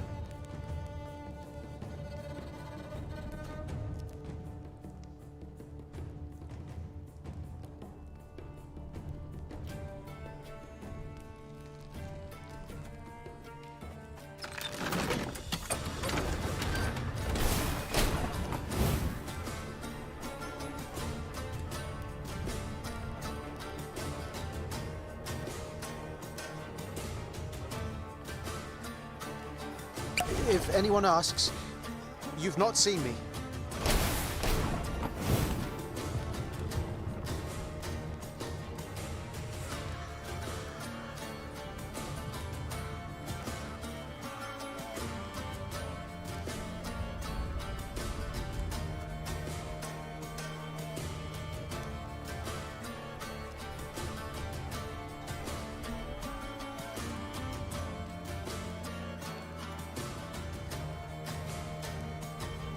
Don't you worry yourself, Your Grace.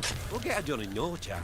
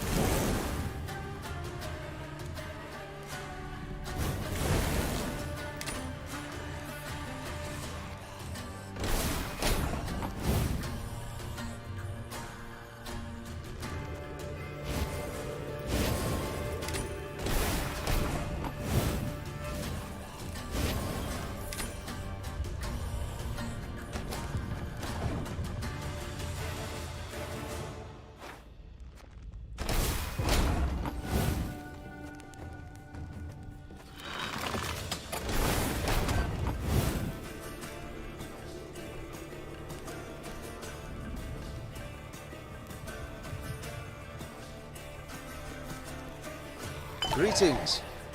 What is it?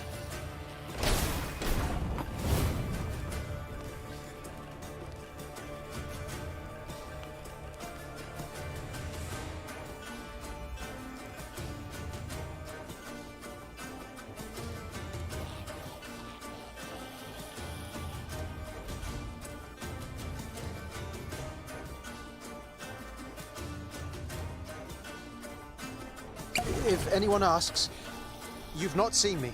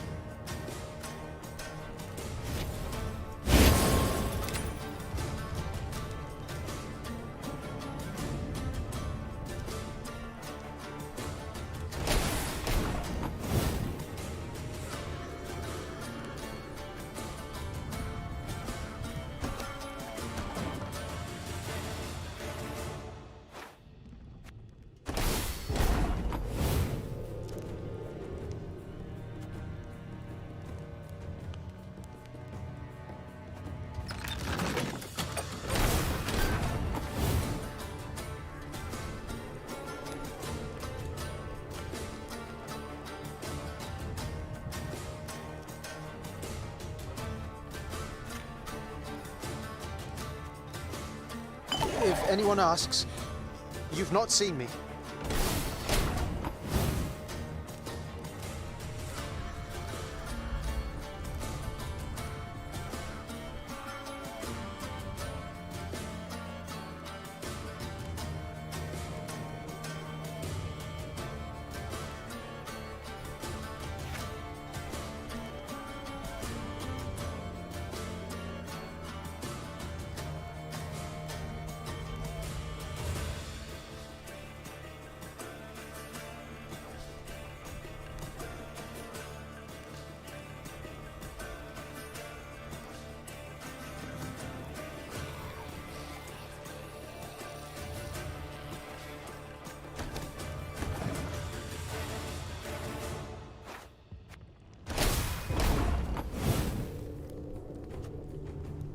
Don't you worry yourself, Your Grace. We'll get her done in no time.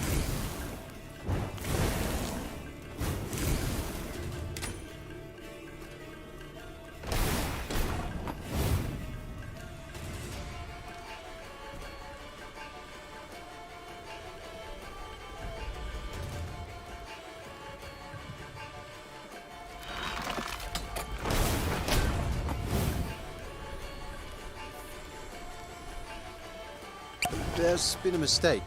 I'm no mage.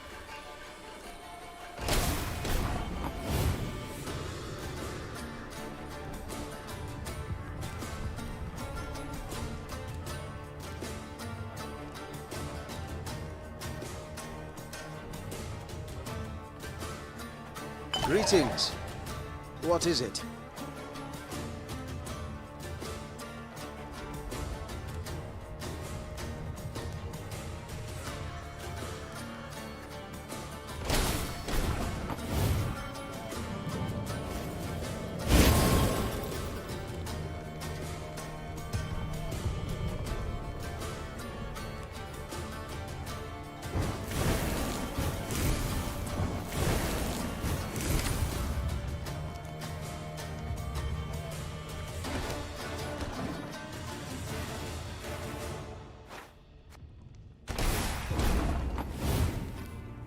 Don't you worry yourself, Grace. We'll get her done in no time.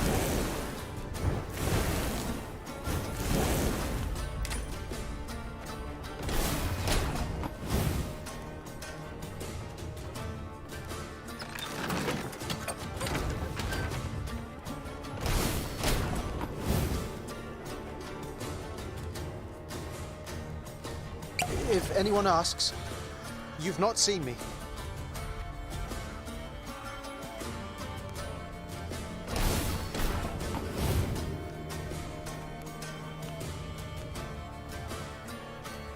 There's been a mistake. I'm no mage.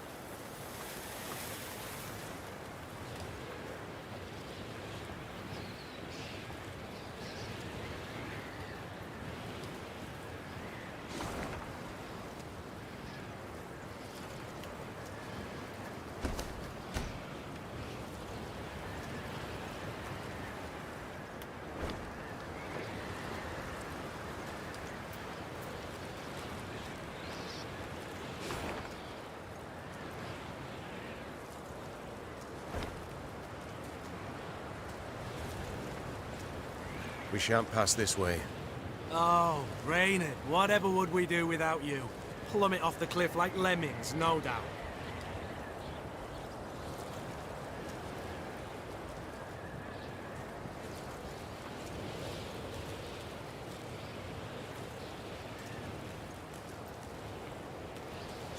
Meve squinted and gazed off into the distance. It seemed to her that hundreds of black patches covered the peaks on the horizon. Once she had ridden up closer, she realized these were the windows of homes carved out of solid rock. Our pride this was, sighed Gabble. Burra's Rump. A city carved out of mountain rock. Hundreds of miles of tunnels, dozens of steelworks, smithies and forges. Now, it's a vast lair to monsters.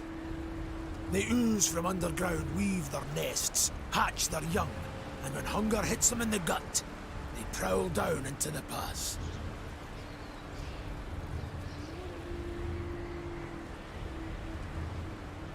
Meve stood at the entrance to the underground city. The monumental gate, cast in bronze, lay on the ground, folded multiple times as a scroll of paper. Out of blackened windows oozed a stench of rotting meat and mold. The Queen bent an ear to hear water dripping, and, in the distance, a metallic scraping. A sound akin to chitinous scales rubbing against rock. The soldiers await your order, Your Grace, said Reynard quietly, as if he feared he would wake the beasts asleep in the caverns. Do you recall my words as we fled Lyria? Said Meve, turning to Reynard. You swore you would retake your crown, even if you had to penetrate hell to do so. Time to follow that oath. The Queen inhaled deeply and stepped forward. her sword raised and prepared to strike or parry. Moments later, it was swinging, fighting, as the current tenants of Borrow's Rump came out to meet her.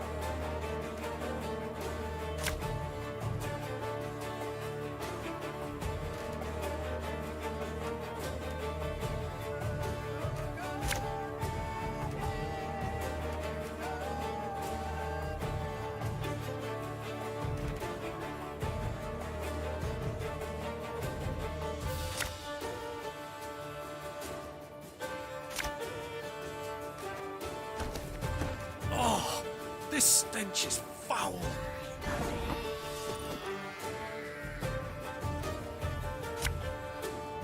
This could hurt.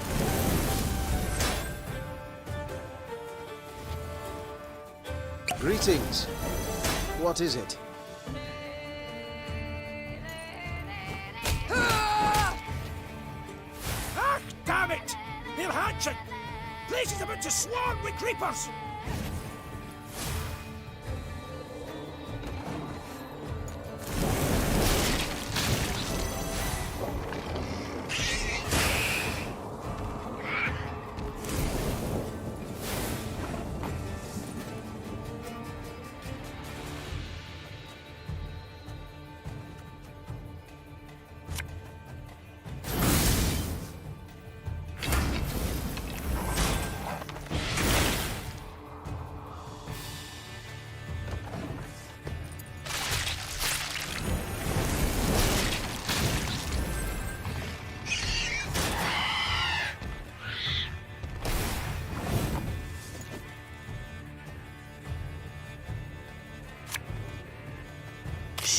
Cork it.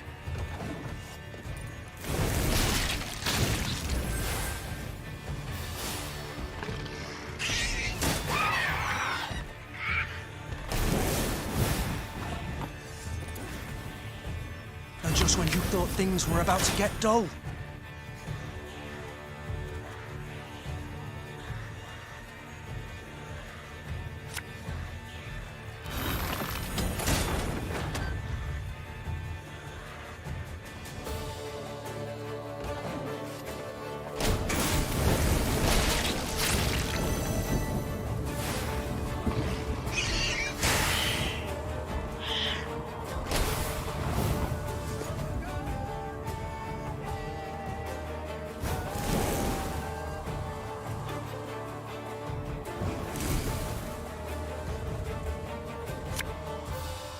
Nice scars?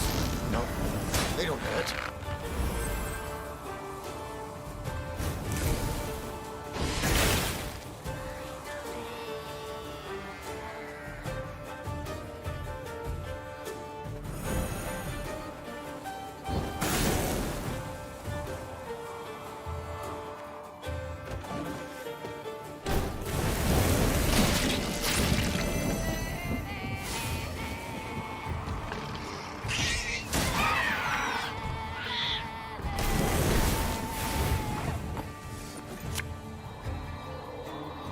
Don't like this.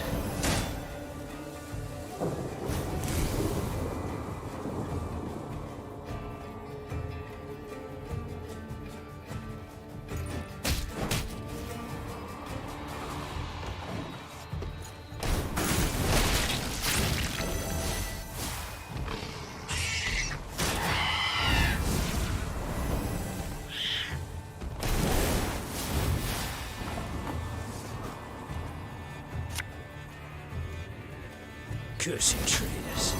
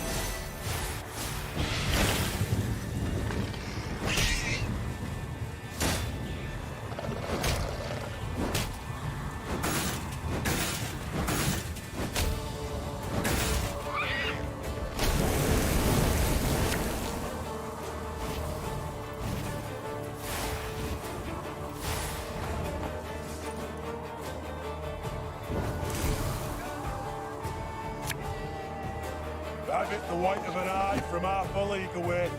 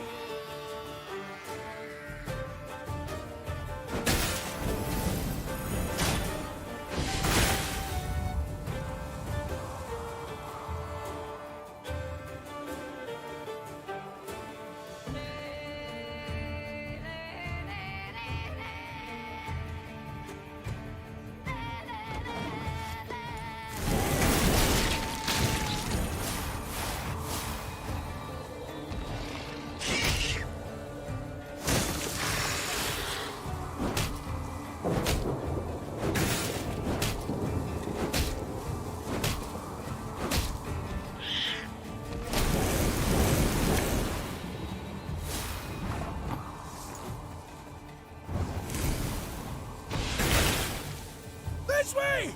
Follow me!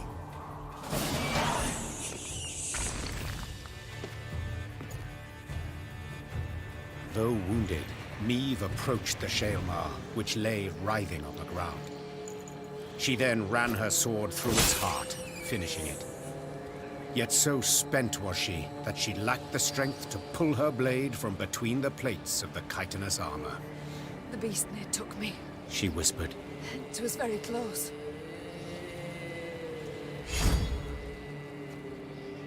The Lyrians reached a vast hall that had once served the clans as their meeting room.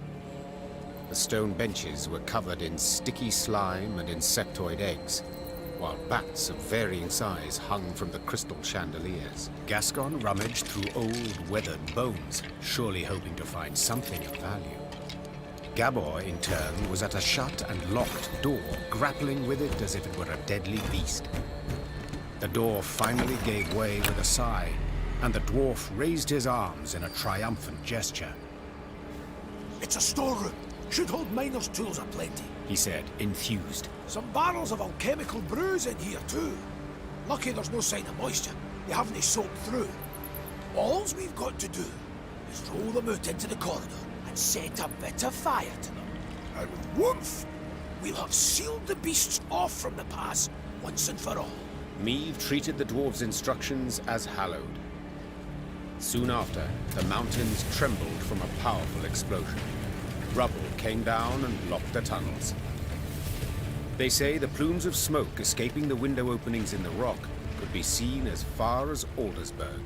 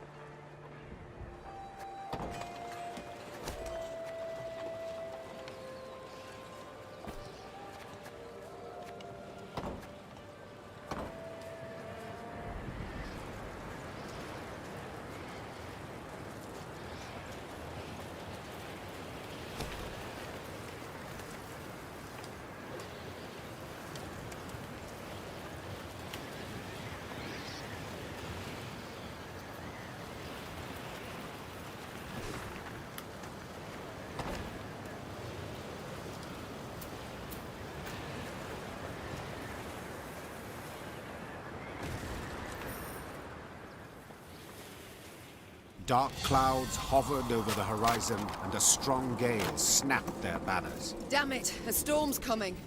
Gabor! Take us to the nearest settlement. We must seek shelter. Soon the Lyrians arrived in Stuhlkamp.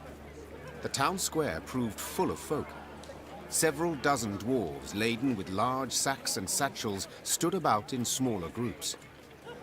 When a thick snow began to fall, the dwarves cheered.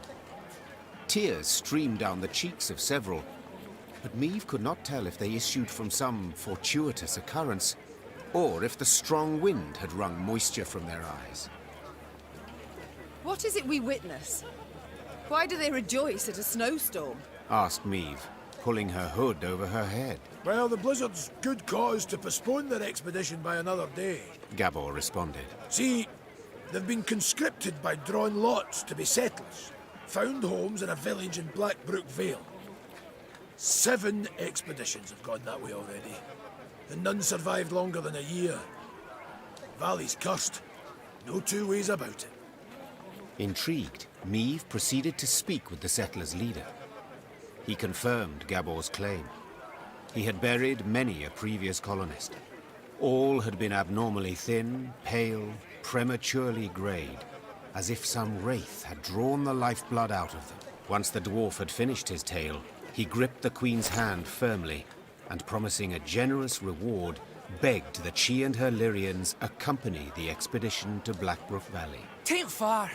Mere few leagues north along the main road. We'll make the march much easier to ken with the whole army, in case of any danger. I know not how useful our swords can be against curses and spectres, said Meve. But leave you bereft and in need I will not. We shall march with you into Blackbrook Vale and see to it that you are safely arrived. Then we will march on. The dwarf sped off to announce the good tidings to his settler brethren. By the time the blizzard had abated, they were ready to march.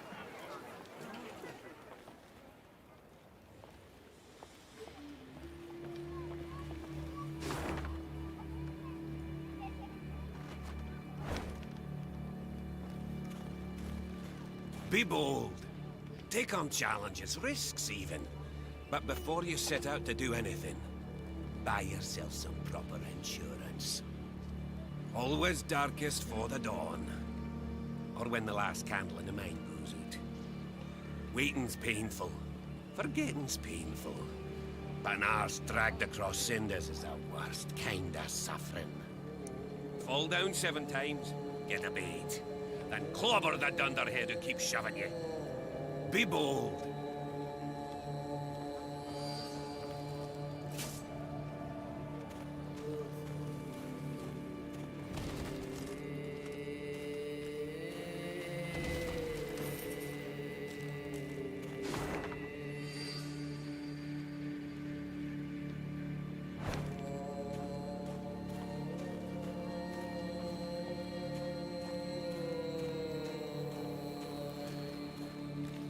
Stay clear of Borrow's Rump. Unless you like shale matters, that is. The Elder gets a wee stranger every year. Scary to think where he'll be 100 from now. I'd cut my beard, but I haven't yet received written permission. Stay clear of Borrow's Rump. The Elder gets...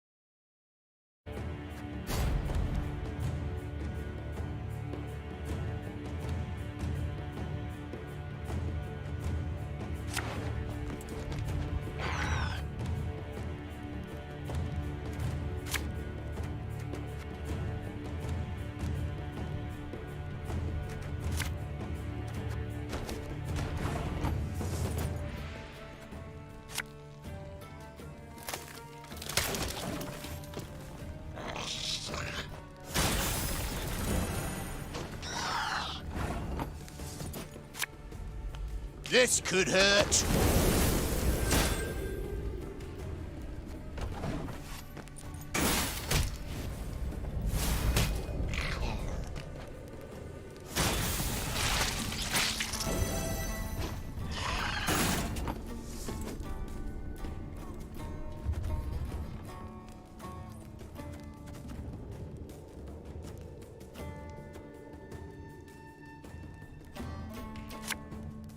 Don't like this. Watch your heads!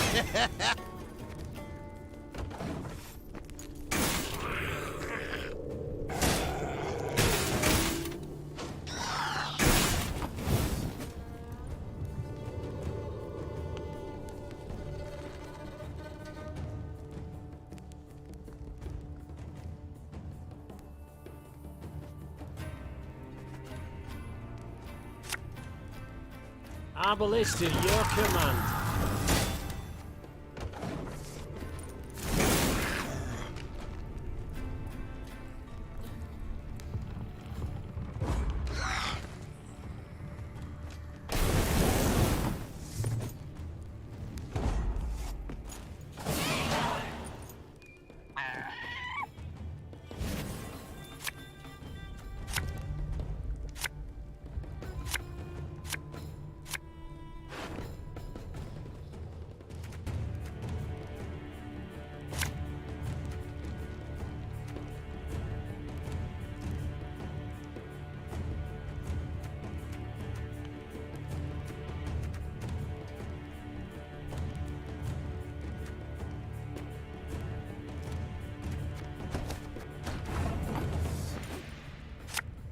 I live to serve you.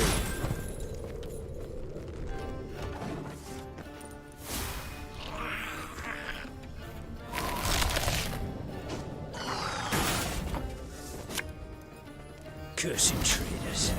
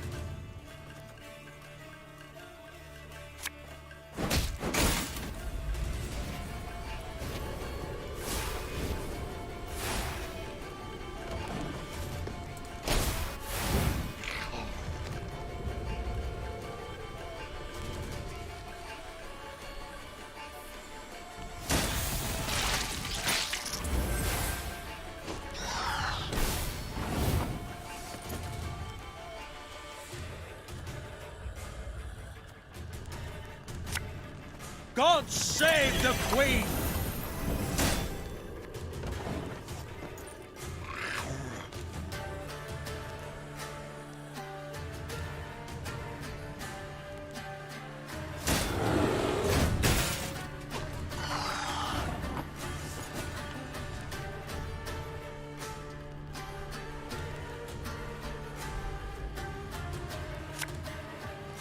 We must trust each other.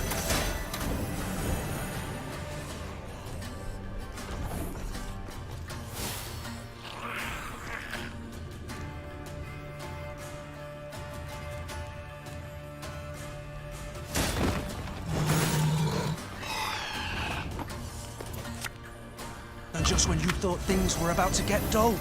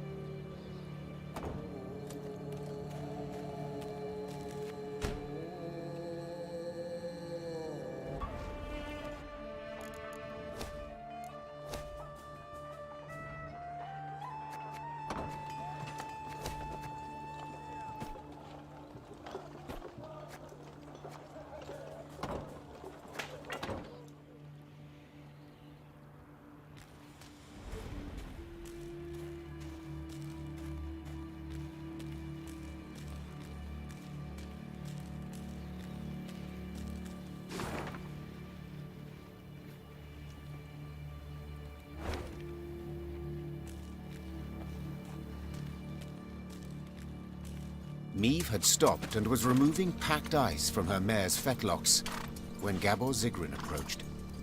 The dwarf squatted at the Queen's side, glanced about quickly, then started speaking in a barely audible whisper. Your Majesty, I overheard some folk talking in the smithy. Birdies claim there's treasure, true riches, in the hills near Blackbrook Vale, south of here. Stowed away there. And nobody dares go looking for it on account of beasts that have made their lairs there. But you've got a wee army behind you. I reckon you could try. Might be worth the risk, eh? The Queen brushed the snow from her knees and, raising a hand against the glaring sunlight, peered towards the mountains. Though tempted, she had doubts. To start, the rocky scree at their feet warned clearly of avalanches. I shall think on it, she answered, before vaulting into her saddle. Blackbrook Vale holds many secrets and many treasures. Discover your head in the mountains. Hoo-ha, hoo-ha, unforgiving winters come. Fear no snow nor icy gale, fight the frost with mugs of ale. Blackbrook Vale holds...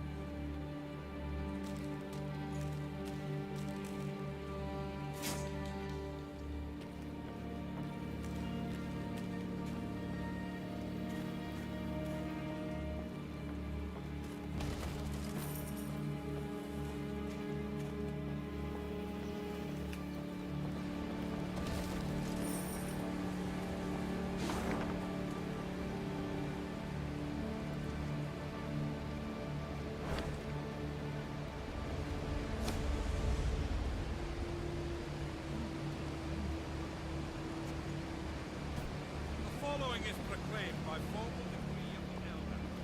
From here on in, you're on your own wench.